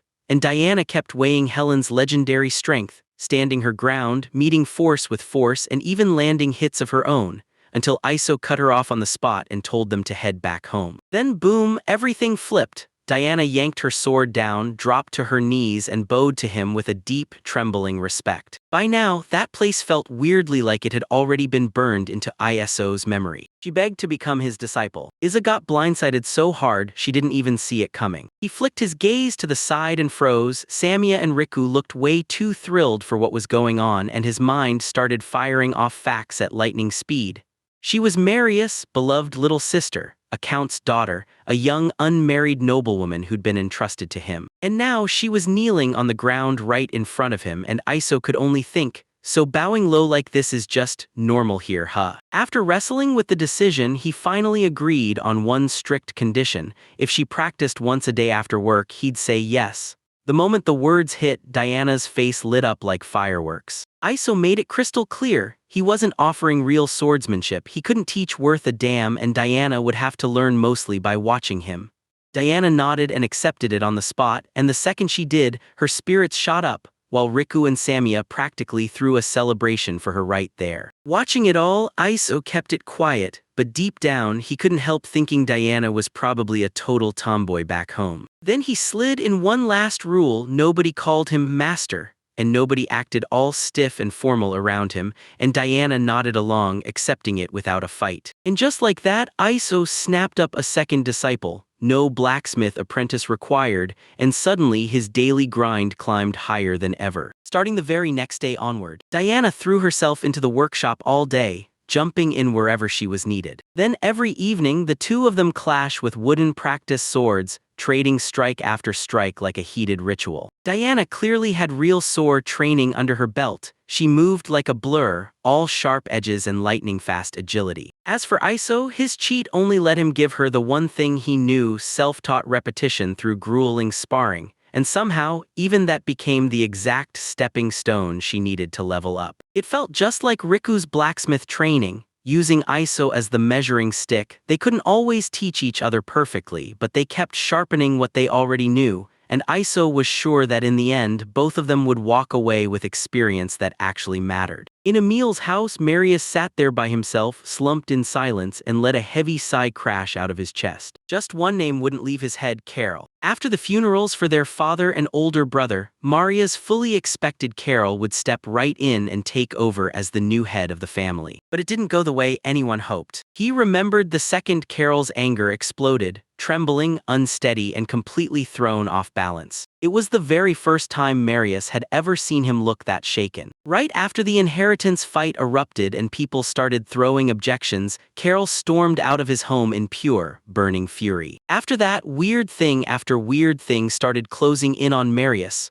one after another. Suspicious papers suddenly surfaced, each one swinging to crush his reputation, and then, bam, assassination attempts erupted in plain sight under the brutal daylight. If it were only about Marius, he thought he could have fought back or cleared his name before it was too late. But then Diana got dragged into the mess, and that single move flipped everything. And on top of that, the ugly incident from just a few days ago still hovered over the whole situation. To end the whole mess, Marius knew he couldn't do it alone. He needed outside help, and there was only one man he could count on, even if Marius wasn't sure he'd actually say yes. So with that doubt in his chest, Marius started writing the letter. Later, deep in the forest, Iso prowled in silence, scanning every inch, then locked onto one spot. When he saw nobody around, he knew it was time, and there was. As he stood there, Iso realized just a few days had gone by since Diana first showed up. After he stormed into town to unload his goods, he handed Camillo Marius's letter and laid out the full mess as it stood. Then the two of them huddled up and mapped out their next move. Turns out, Camillo had been staring at this trouble for ages, hoping Iso wouldn't get pulled into it, but Iso had a completely different view. Diana was already in his hands, and once that happened, there was no shutting him out anymore. Camillo could only swallow the truth and accept it. Iso snapped him back to what mattered most: he owed Marius a debt. If Marius ever needed a blacksmith, Iso swore he'd throw everything he had into helping. Camillo understood. So they stashed a hidden spot along the highway right by the forest where letters could pass in total secrecy. and just a few days later, Iso finally reached him. Iso couldn't move a muscle as soon as he saw what the letter contained. The message hit like a hammer. By tomorrow, he had to have every tool for smithing ready and be packed to leave for the capital, no pauses, no doubts, because someone was coming to fetch him. Iso wasted no time and told Samia, Riku, and Diana that he was sprinting off to the capital, while the three of them stayed put at home. Riku's first worry wasn't anything else, it was her smithing, and Iso told her, keep practicing like normal. He then tested whether she could handle the furnace by herself, and she was totally ready. With the bellows and the supplies stacked in the warehouse, this was going to run smoothly. Iso quickly reminded everyone they already had tons of food saved up, so they'd be okay for a while, and Samia shot back that if supplies ever ran low, she'd just head out and hunt for more. Hearing that, Iso's heart finally settled. He knew he had a real, dependable family behind him, and he handed the house over to them with total trust. Diana felt sick with guilt, because in her eyes, Iso was stepping into danger all because of the feud inside her own household. Iso brushed it off because he owed Marius a debt, and this was his way of paying it back. Diana's face lit up the moment she heard the answer. Once the tension finally cooled, Iso shrugged it off and decided there was no use getting stuck on it, so they locked in on the day's work and all three women nodded in agreement. The next day, down the highway, Iso spotted a carriage barreling toward him. Camilla was inside, and as soon as he showed up, she snapped, urging Iso to dive into the back fast. As soon as they got in, Camillo dropped an apology and told Iso he'd have to disappear inside a box, because some people couldn't know he existed. Iso understood, but when he saw the box, it looked way too tiny for a human to actually fit inside. But when he finally opened it, shock hit him like a punch. The floor didn't just drop, it plunged way deeper than anyone could see, hiding a secret compartment behind it so the storage looked smaller than it really was. A simple trick, but in moments like this, clever beats appearances every time. Iso was totally blown away by that secret hidden compartment. Camillo waved it away like it was just some peddler's harmless wisdom. After a while, he stayed trapped inside the box. And then, out of nowhere, Iso started hearing voices and the scrape of movement coming from outside. From how long they'd been traveling, it was clear he'd zoned out for ages, and the world around them was getting louder by the second. Then a firm voice cut through the chaos, waved someone through, and called the next person forward. Iso guessed they just hit a checkpoint into the capital, and outside, Agar grilled Camillo until he clocked him as a peddler. Then Camillo stayed cool and admitted it, explaining he'd hauled in a load of goods. The guard snapped into action and started a no-nonsense inspection. Tension roared inside the cramped box. Iso could only sit in silence, listening to every tiny sound as it piled up higher and higher until the guard checked the labels and calmly declared the cargo was cloth and spices. Once the nod came, Camillo wasted no time. He thanked him and the carriage thundered onward. Only then did Iso finally drop his guard and breathe easy. They'd already rolled far past the checkpoint when the carriage suddenly jerked to a stop again. Camillo flashed the all-clear and waved Iso out like it was time to move. As soon as they got outside, Iso cracked his sore joints and admitted the ride had been brutal, while Camillo nodded, regretted the hassle, and apologized on the spot. Iso whipped his head around and scanned the room. At first glance, it looked just like a full-on smithy. A voice right beside him confirmed it. This was the Emil family's secret smithy. Iso spun around and froze. Maria stood right there staring him down. For a split second, the sight hit him hard. Seeing Marius in this place made that noble side of him feel real for the first time, and Marius explained that this is where they forged and repaired the weapons for their soldiers. After being gone for what felt like forever, he finally showed up and greeted Iso like they'd never been apart. Iso shot back the greeting, then when he looked closer, his eyes locked onto the short sword Marius was gripping, nowhere near enough time for a reunion. Marius apologized for the abrupt summons and dove straight into business. And he craved Iso's help to forge a sword for him, the absolute finest blade they could possibly make. Iso didn't fight back, he just demanded to know why. Marius finally spilled the truth. The Emil family had an heirloom sword, and just a few days ago, someone snatched it clean out of their hands. Marius demanded to know if Iso truly understood what was going on around the Emil household, and Iso shot back that he'd already heard plenty of it from Diana, Marius's little sister. Marius leaned in and said, with the theft screaming inside her, the only logical culprit was the person closest to the truth. his own brother Coral. Iso immediately snapped, "Wait, what does that even have to do with forging a sword?" Marius laid out his scheme like a verdict, convinced Carol wanted to prove that anyone reckless enough to misplace the family heirloom wasn't fit to inherit the house. First, he'd play along and help hunt for the missing blade, then, when the timing was perfect, he'd pull off the recovery himself and use that stunt to crown himself as the true, most worthy successor. Professor, to Iso, the plan felt so painfully obvious it was basically insulting, so that's exactly why he stepped in. Marius snapped that there wasn't a second to waste, no time at all to recover the real sword from Coral. By the time things spiraled this far, they had no choice but to switch plans, make it look like the stolen heirloom was nothing but a fake. That thought blindsided Iso. Marius built a plane, then demanded Iso forge a brand new heirloom sword for the Emil household. Because once he said it, it hit him hard. This blade, forged by Iso, would become the next priceless treasure passed down through the Emil line, and Marius confirmed it himself. Iso couldn't help but wonder if Marius genuinely understood what he was really being asked. Marius then snapped his thoughts into place. Yeah, it was an heirloom, but it wasn't some elf-made divine relic or cursed artifact, it was just steel. Long ago, the king handed the blade to the Amal household when their land was finally recognized as a county, and everyone swore it was forged by one of the greatest master smiths of the age. Iso went dead quiet, weighing that request like it could tip the whole world. Right then, Camillo burst in with his own take, and he already knew the sword Iso made for Helen. In his eyes, only a handful of human craftsmen could even dream of making something at that level. If Iso could forge a blade like that, then fear had nowhere left to hide. Iso still had one brutal issue: he'd never once laid eyes on the original heirloom sword, so if he forged a stand-in without knowing it, the new blade would instantly look wrong, and that tiny mismatch could blow the whole plan wide open. Marius told him the heirloom sword had only ever shown up for private ceremonies, and that was it.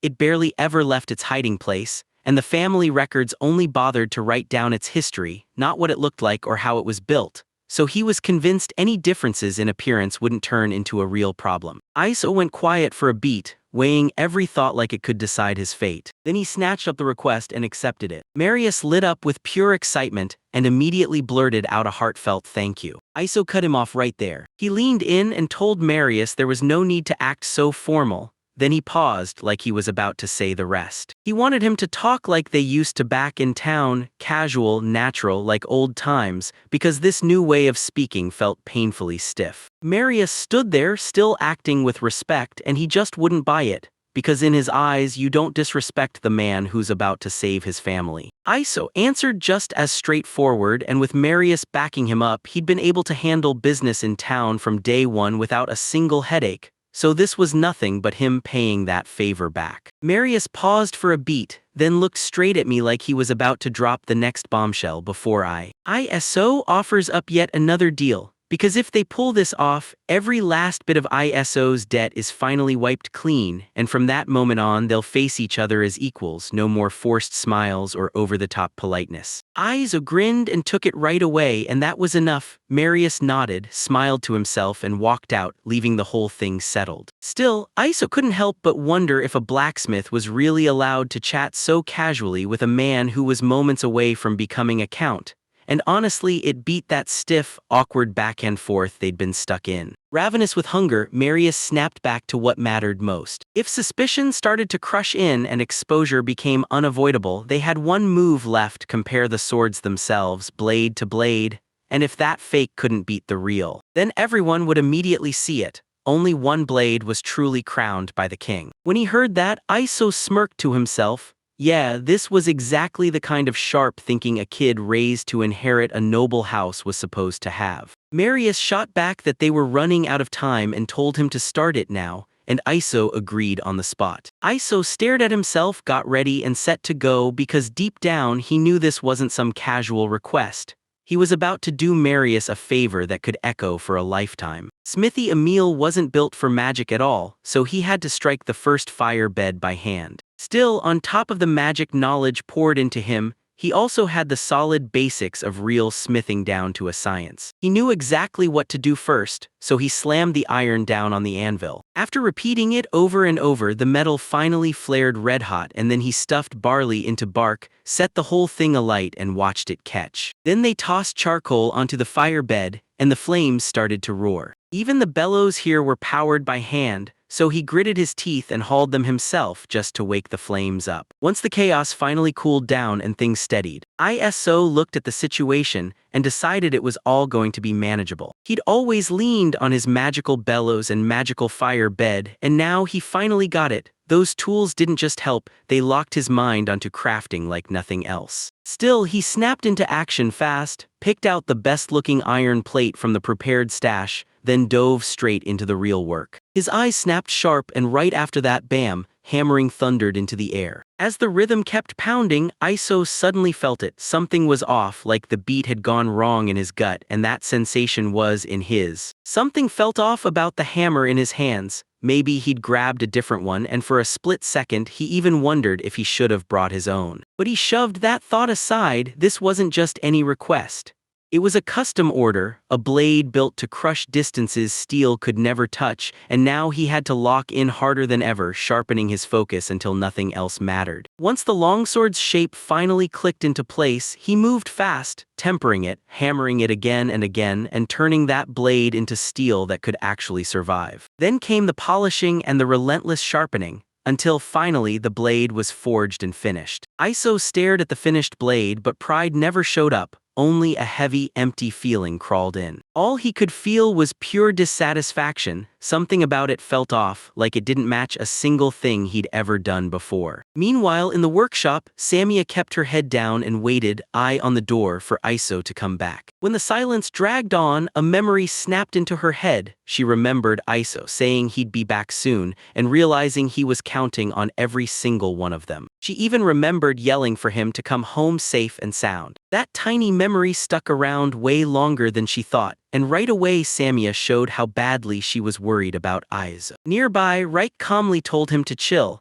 Iso was going to be totally fine, so there was no need to panic. A sudden voice blasted through the air, and Samia jolted so hard she nearly spun around. She snapped back fast, swore she wasn't worried for even a second, and scrambled to explain herself. Then Diana slipped in gently and told them it was only natural for Samia to worry. And when she apologized for pulling them into her family's mess, the guilt she carried in her heart practically spilled out. Samia shot back at once, flat out denying she was worried about Diana or anyone else. Still, she admitted Diana's family was clearly getting crushed by something heavy, and Samia added that she didn't grasp human problems much, but she knew one thing for sure: those people mattered to Diana more than anything. The second those words hit the air, Diana's eyes shimmered with tears as Samia and Reich closed in on her without a beat, quietly trying to comfort her in their own way. Right in the middle of everything tense, it somehow still felt warm. Meanwhile, Iso was locked in intense thoughts inside the smithy,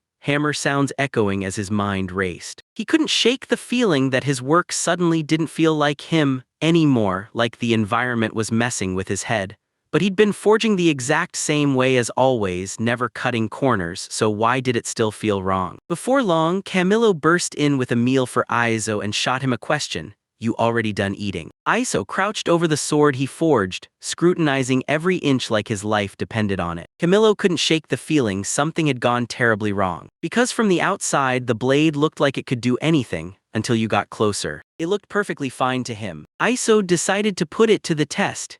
He grabbed the sword and carved through a pile of vegetables like a blade meant for more. And when Camillo laid eyes on it, the result looked painfully sharp. Iso wasn't even close to satisfied. This felt nowhere near a true high-end product. Then he yanked out his own knife and lined it up for a showdown, slicing through another batch of vegetables to compare them. The blade slides through like it's cutting air, so smooth it barely meets any resistance. Camilla stood there completely stunned. Then Iso leaned in and declared like clockwork that something was off. Camillo stared. This knife sliced clean and still made zero noise, and Iso grinned, saying that was the kind of sharpness his products always had. When that clicked, Camillo finally got what Iso meant earlier, and what stood in front of him was clearly no amateur's work. Iso figured this is exactly how it was meant to go, so he took a deep breath and tried again, no hesitation. Then Camillo leaned in and demanded what he was planning to do with that blade. Iso casually tossed out that if Camillo wanted it, he could have it.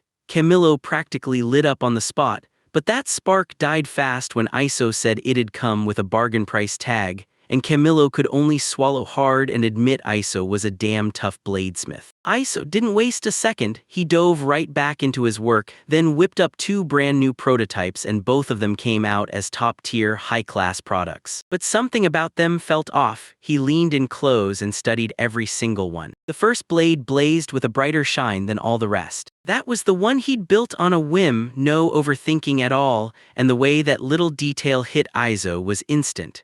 He couldn't stop wondering how he could bottle that same sparkle and pour it into his own products. Then it hit him, this wasn't the real answer at all. He didn't hesitate, he flung the blade back into the fire, pulled it out again, then chopped the metal knife down into bite-sized pieces like bullets, wrapped them in thin cloth and stuffed straw around them to finish the trap. Then he fed the whole thing to the flames, melting every separate piece until they fused into one solid metal. If those 2 blades still weren't cutting it, then the fix was obvious, just pour in more materials. So he picked raw metal about as even and pure as it gets. Then the folding grind finally started. He heated the steel until it fused, slammed it flat, folded it back, and did it all over again, 15 times of grinding repetition until the real results finally started to show. Then he fired up magic to sharpen his senses and calm his nerves, so every time he stretched the material, the surface stayed perfectly even and spotless. While he kept working, Izone clocked something huge. When he swung at the metal, that weird discomfort finally vanished. His rhythm snapped back into place, and soon after the product was finally finished. But there was one last job left, and if Izo wanted it to earn a spot as a real family treasure, he had to decorate it the right way. Marius leaned in and said this sword wasn't just valuable, it was a priceless heirloom from the Emile family's founder. A blade packed with the family's entire history. Iso never meant to encourage anyone to churn out fake heirlooms. More than anything, he refused to fail, because he had to forge something so strong it could stand shoulder to shoulder with the original, and then everything would hinge on the person who finally wielded it. This sword was meant to be handed down for generations, so it had to be worthy enough to stand shoulder to shoulder with that legendary name. Iso painstakingly balanced the blade to perfection, determined that the family sword title would never, ever fall into disgrace. Later, Iso finally snapped to attention. Night had already swallowed the sky, and the whole time he'd been hammering that sword somehow slipped past without him even noticing. Now the blade was fully forged, and the final decorations were finished too. Iso even snuck a tiny hidden sitting cat logo onto the weapon, just a small secret mark, an Easter egg nobody would catch unless they looked close. After a brutally long day of work, he finally threw in the towel. There was no point pushing on when he needed real rest. The sword was finished, and tomorrow would be reserved for forging its sheath. A day later, Mario gripped the finished sword in his hands, and when he saw it, he froze in stunned disbelief, because to him it was a truly beautiful weapon. Iso said the sheath took forever to craft, but somehow he still nailed it just in time. Without even hesitating, Mariah slid into a razor-ready sword stance and started carving the air with fierce swings. Iso wore quiet pride as Camillo stared in total awe, shocked that the sword was finally being used the right way. As Iso watched, he couldn't miss it. The way the blade moved looked exactly like Diana's sword style, and that tiny detail burned in his focus. Then he turned to Marius and asked how the sword felt in his hands. Marius shot back that it was unreal, like the greatest sword he'd ever gripped with his own hands. Iso grinned confidently and swore that this was the best blade he had, so yeah, it would be incredible. Marius then leaned in and swore that this weapon would become the perfect fake family heirloom. Then he gripped Iso's hand hard, shook it like he meant it, and blurted out his thanks. Right after that, Marius told Iso to rest for the day and promised he'd come grab him the next morning. Iso sat there, silently wondering if finally meant he'd be dumped back home tomorrow. But the very next day swung the story in a totally different direction. Now the Emile brothers sat across from each other at the family table, staring down like the next move could shatter everything. Iso stood beside Marius, and then it hit him hard. Marius never planned to take him home at all. He'd woken up way too early that morning, already locked in and ready to bolt out the door. Then, out of nowhere, Marius burst in with a bunch of ladies, and in a blink they stripped Iso down, dressed him for the occasion, and before he could even catch his breath, he was standing there, already dressed, already dragged into it. Then a respected man stepped forward and said he'd been chosen to judge the whole matter, and the moment he took his seat, he announced that Carol had finally recovered the stolen family sword. Duke Menzel stood there like a storm cloud, the stern old man everyone felt right away, and since he was the former Emile family head's close friend, his presence carried serious weight the moment he entered. Carol stepped forward with swagger and proudly announced that he'd recovered the sword near the border the very day before. Iso clocked him instantly. Coral, Marius and Diana's brother, the guy who's gunning to become the next head of the family. Then Duke Menzel dropped the bombshell: if this whole mess was truly fixed, he'd make arrangements for Marius to step in as the new head of the Emile family. Carol snapped back fast. He swore the family heirloom was stolen while his brother Marius just stood there doing nothing. And with that failure hanging in the air, he declared Marius wasn't fit to become the family head. Iso could feel the whole room cinch tight with tension. The real showdown was about to kick off. Duke Menzel even conceded that Carol's point wasn't wrong. Then Marius shot up and asked to speak. Duke Menzel let him go, and Mario calmly snapped the truth. He'd done nothing wrong because the stolen family heirloom was just a fake. That claim rattled Carol to his core. Then Marius slapped down another sword and swore this one was the real treasure. Right on cue, Carol snapped, insisting it couldn't possibly be true, and Duke Menzel finally barked at him to cool off. Then the Duke leaned in and demanded, "So tell me, how am I supposed to believe this sword is real?" Marius yanked out a blade, then stopped mid-draw like he just realized the next move could change everything. He produced a letter and handed it over, then revealed the truth right there on the page, that their father had left it behind. Marius claimed the family always flashed a fake sword for ceremonies and public occasions, while the real heirloom was locked away in secret. Carol froze at the shock of the revelation, and then Marius thrust the letter into Duke Menzel's hands, spilling out what it said. Whenever the country hit a crisis, the true heir had to grab the family heirloom and rise up to fight it. As he scratched through the letters, Duke Menzel instantly clocked the handwriting, no doubt about it, the former Count Emile's writing. While everyone else seemed fine, Carol stared with deep, crushing disappointment, yet Iso just watched silently and clocked it. They had handled everything the right way. Then he shot a look at Camillo, and Camillo hit back with a slick wink. In Iso's head, there was no way he wanted Camillo's wink aimed at him, yet the second he processed it, he knew all of this was basically Camillo's doing. Marius then told them their older brother had slipped out of the family long before anyone ever uncovered the truth. He said he only ran into him again that same recent day, and once he admitted it, Marius shot an apology at Carol, confessing he'd been too late to spill everything.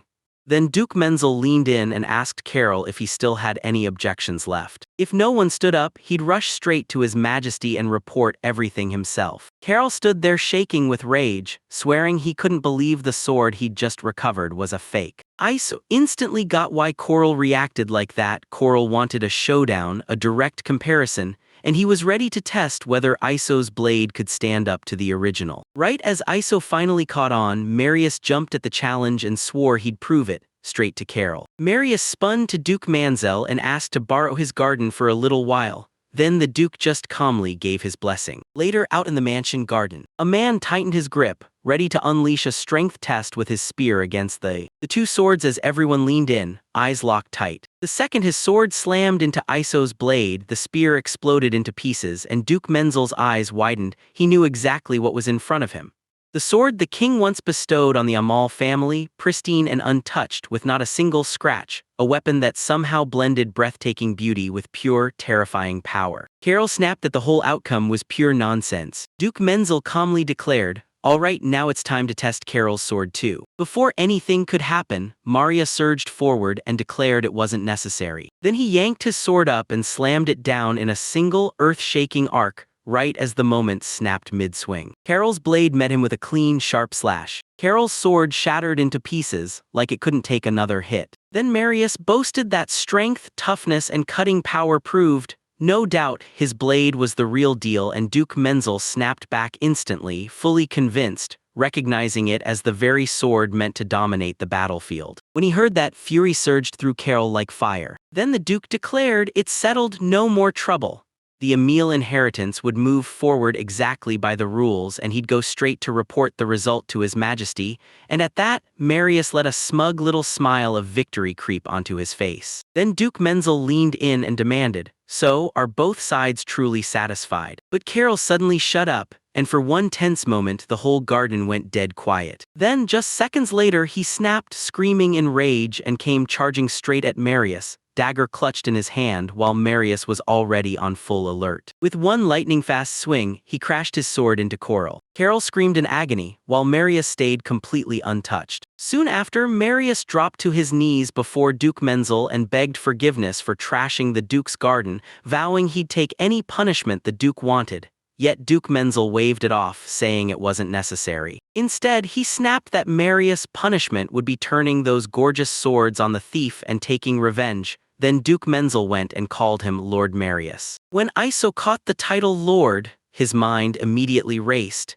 Did that mean Marius had already been named the new count? Duke Menzelvin declared it was over. Now everyone had to hurry back inside. Marius shot a quick glance at his brother Carol, and his eyes welled up with tears in an instant. Then he spun around and strode back into the mansion, disappearing into the halls. And just like that, Marius seized the crown and became the new head of the Emil family. Lord Menzel painstakingly set everything in place so Carol's stunt would stay hidden and never hit the public. After that, Marius and Lord Menzel kicked off a heated talk about the family's future rules and what was coming next. They never announced Carol's death, no sir. Instead, everyone whispered that he'd vanished to travel the world, lending a hand to Marius from afar, and they quietly covered every single track so nobody would ever suspect a thing. While he was still out of sight, they hauled his body away and sealed it in a hidden grave. Once everything finally calmed down, Iso couldn't stop thinking about Diana. Inside the Emil mansion, two maids were quietly digging in the shadows right behind him, until Iso snapped his head around and asked what the heck they were finding so hilarious. One of the maids leaned in and said, "Iso doesn't just wear those clothes, he's genuinely into them, like he actually loved everyone he wore before." Iso snapped back that he was just some run-of-the-mill old town guy, and then he cut in with, "and besides the alpha." That outfit finally fit him right, and somehow it even made him look straight-up cool. The crew cheered with instant excitement, and nodded in agreement right away. Then Camillo stormed into the room, slapped Iso on the back, and praised him for the awesome job he'd done back there. Iso shot back that after seeing it all, he finally realized noble life just wasn't his thing, and right as he said it, he casually flaunted his outfit. Marius and Camillo both nodded along, amused to the bone. Marius then turned to Camillo and Iso, and thanked them both with all his heart for carrying him through the whole mess. Camillo shoved it away and snapped that he hadn't done much at all. Marius admitted he couldn't throw out some grand reward because they already knew exactly what he was dealing with, but if there was even one way he could show real gratitude, he wanted to hear it. Camillo spoke up first, and he made it clear. As long as Marius kept the money flowing his way, he'd complain about nothing, because dealing with a nobleman was the perfect disguise for way more than just business.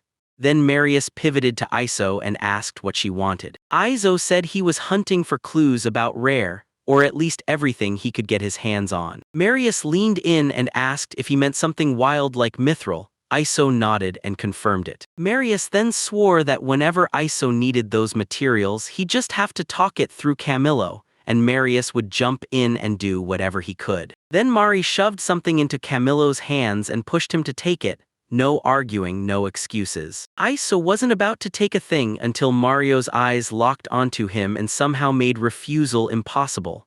In the end, Iso gave in and accepted it. Marius thanked him again, like he couldn't help himself. So they stormed out of the Emil family estate with one mission: drag Diana back to toast Maria's new countship, while Iso, at last, turned around and headed back toward the Black Forest. After he and Camillo said their final goodbyes, Iso slipped into the night forest alone and pushed through the dark to get home. Before Iso even showed up, Samia could feel his return in her bones. Naso spotted it. Right then, the moment froze, like he'd only just started to understand. Even though he'd only been gone for a little while, his home still pulled at him harder than he ever expected. Right as he came closer, Samia, Reich, and Diana stepped outside to greet him, and Samia lit up the moment, welcoming him back like he'd never left. Reich pulled him in with open arms, and right after, Diana stepped forward too, welcoming him back home. Later on, after Iso spills the whole story to Diana about what happened to Carol, a crushing wave of sorrow hit her the second it happened, dragging her straight into sadness. Memories came crashing back, one sharp flash at a time. Diana still remembered it. Carol had once been kind to everyone, and when she was little, he'd always make time for her, playing like it was second nature. He was great with her father, solid with Leon, and even Marius. Yeah, he treated him the same way too. Diana snapped into tears, stunned that things had finally spiraled to this. The Amal heirloom sword, crafted by Iso himself, was the very blade that ended Carol's life. After bawling for a while, Diana wiped her face and apologized for all those tears she'd spilled. Iso soothed her, telling her not to worry, because once someone hears their brother is dead, tears hit hard, especially for the brother they used to get along with, and once death arrives, all the damage and guilt they carried in life finally washes away. Iso jolted Diana with the truth. Her brother's death was being buried as a secret, so she had to mourn right now before she got hauled back to the estate. He told her, grieve as much as you want while you still can. Diana let out a quiet thank you, like those words were all she could manage. Right after that, Iso told Diana he'd take her to the estate the very next morning, because he'd be at the feast too. Reich got it instantly. Iso was about to vanish again for another 2 or 3 days. Iso admitted she was right, then rushed to apologize to Reich for disappearing on him once more. Reich shrugged like it was nothing, but she immediately snapped that it absolutely mattered to Samia. Then Samia's irritation flared on the spot, furious at Reich for dismissing it. Diana broke into laughter at their little back and forth, and watching her smile made Iso's heart quietly soar. The very next day, they charged up to the estate like they had destiny on their heels. Iso burst in and told Lady Diana, "We're here, we've finally arrived." Diana reacted like he'd suddenly dressed the room in rules, but her eyes snapped away in a heartbeat, because her brother Marius was right there waiting for her. Then she bolted right up to him and wrapped him in a tight embrace immediately. Iso spun around and finally saw the outside world clearly this time, so many different races packed together, all in one place. People of every skin tone filed in, plus dwarves, beastmen, and even lizardmen, and Iso had never seen a single one of them before. Camillo then spotted some Malito nearby and explained that the giant gate guarding the city entrance was living proof of peace with the giant tribe, something the old king had built long ago. Iso took in the information with a laid-back curiosity, like it didn't shake him at all. Then Iso started wondering, were there elves here too? Camillo told him that elves usually take care of their own, so they almost never leave their forests. They only slipped out when they needed supplies, so catching sight of them nearby was a rare, spine-tingling event. Right after that, Marius hurried up, bowed, and apologized for keeping them waiting. Everything was suddenly flying by. Marius was moments away from facing the king, and he still had to hammer out a report on the succession, while Iso stared at him and saw just how utterly wiped out he was. Later, deep inside the mansion, Iso finally let his guard down and figured he'd just coast until tomorrow, until a knock hit the door like a threat. As soon as Iso arrived, a servant rushed in and told him Lady Diana was calling, waiting right there for him in the garden. Diana was already there, sword in hand, ready for whatever came next. He couldn't help wondering if they really had to do this, even here of all places, while Diana had already made up her mind. She was sure this would be their final training session, so they needed to start right now. Then their sparring kicked off. Diana lunged first and snapped in a strike with zero hesitation, and right on cue Iso snapped into a tight defensive stance, blocking her hit clean. Time kept ticking as clang after clang rang out until Diana and Iso were left doubled over, gasping for breath. Diana then leaned in and demanded that Iso spar with her for real because she'd clocked it. He was only blocking, never striking back. Iso could barely wrap his head around it, thinking, wait, is she actually serious? Diana shut him down with nothing but fierce, determined eyes, and the moment Iso saw that resolve, he nodded and knew this was it. One last round. Both of them geared up again. In a blink, Iso drove his practice sword straight toward the side of Diana's face. Just the sheer speed alone left her stunned. She didn't even catch the move at all. Iso leaned in and told Diana that her skills had skyrocketed over the past few days. then promised that if she kept training with sheer discipline, she could reach any height she dared to dream of. Diana practically lit up when she heard him speak, smiled wide, and thanked him with real warmth. And Aizo couldn't stop himself from thinking this might be the very last time he'd ever see that smile on her face. Later, Marius had Diana at his side as he marched to report to His Majesty, because at last, Marius was about to become the Count of Emil for real. Before anyone could catch their breath, they threw together a lavish feast and celebrated in full glory. During the celebration, Marius lifted his glass and called out a toast for the Emil family's bright future, and for the unbreakable bond he shared with everyone in that room, and the hall exploded into deafening cheers. While everyone else buzzed, Iso stayed off to the side, calm as ever, quietly plotting how he could whip up a few of those dishes, and hoping Samia and Wright would get to taste his work. Lost in his own thoughts, Diana stepped in and gushed that his outfit fit him perfectly. Then Iso snapped back that his shoulders were painfully stiff, and there he sat. Iso leaned in and told Diana right to her face that her red dress made her look absolutely stunning, like the rose of the family, and honestly, it felt totally perfect. Diana's face instantly flushed red, and she reacted like his compliments were hitting way too hard. Iso made it crystal clear he meant every word, like seeing Diana for the last time had crushed his heart, and yet Diana just giggled, acting like she didn't quite buy it. Just as the two of them lingered in that warm, quiet moment, two men suddenly closed in and shouted Diana's name. He blurted out, "Come with us," right then and there. Iso was shoved hard aside, out of the action. After that, he never got another shot to talk with Diana again, and just like that, the feast finally wrapped up. Outside, just as everyone shoved their stuff together to leave, Iso ordered Marius to step up and become a true, respectable lord. Then he glanced around in silence, praying Diana was close by, yet he figured she'd be swamped because she was the count's daughter. Marius whipped out the fake sword. He told them it was already strapped into the carriage, and then Iso jumped in ready to fix it. Iso couldn't stop wondering what Mari was truly meant to do with that thing. He shot back, asking if it needed to be sent back once the repairs were finished. Marius said no, and told Iso he could hold on to it for him. Marius broke it down. Right now, the situation was too serious to gamble on fate or rely on anyone's personal choice. Iso nodded, fully understood, and promised to take real good care of it. Then Marius leaned in and told Iso, "There's one more thing I need you to handle." It was all still in the same box, so he handed the whole mess to Iso too, then they took off. After a while of hard travel, later on, everything finally shifts. They crashed up to the forest entrance, and Camillo immediately reminded. Iso got a sharp reminder to grab his luggage from right behind that box. Iso strode up, yanked the box open, and finally stared straight into it. The second the lid popped open, shock hit him so hard he just froze. It turned out there was a person inside, and to his total shock, it was Diana the whole time. She was tucked away inside the box, then at the exact right moment she shot her head up, flashed him a cheerful grin and told him like it was nothing, "I'm here."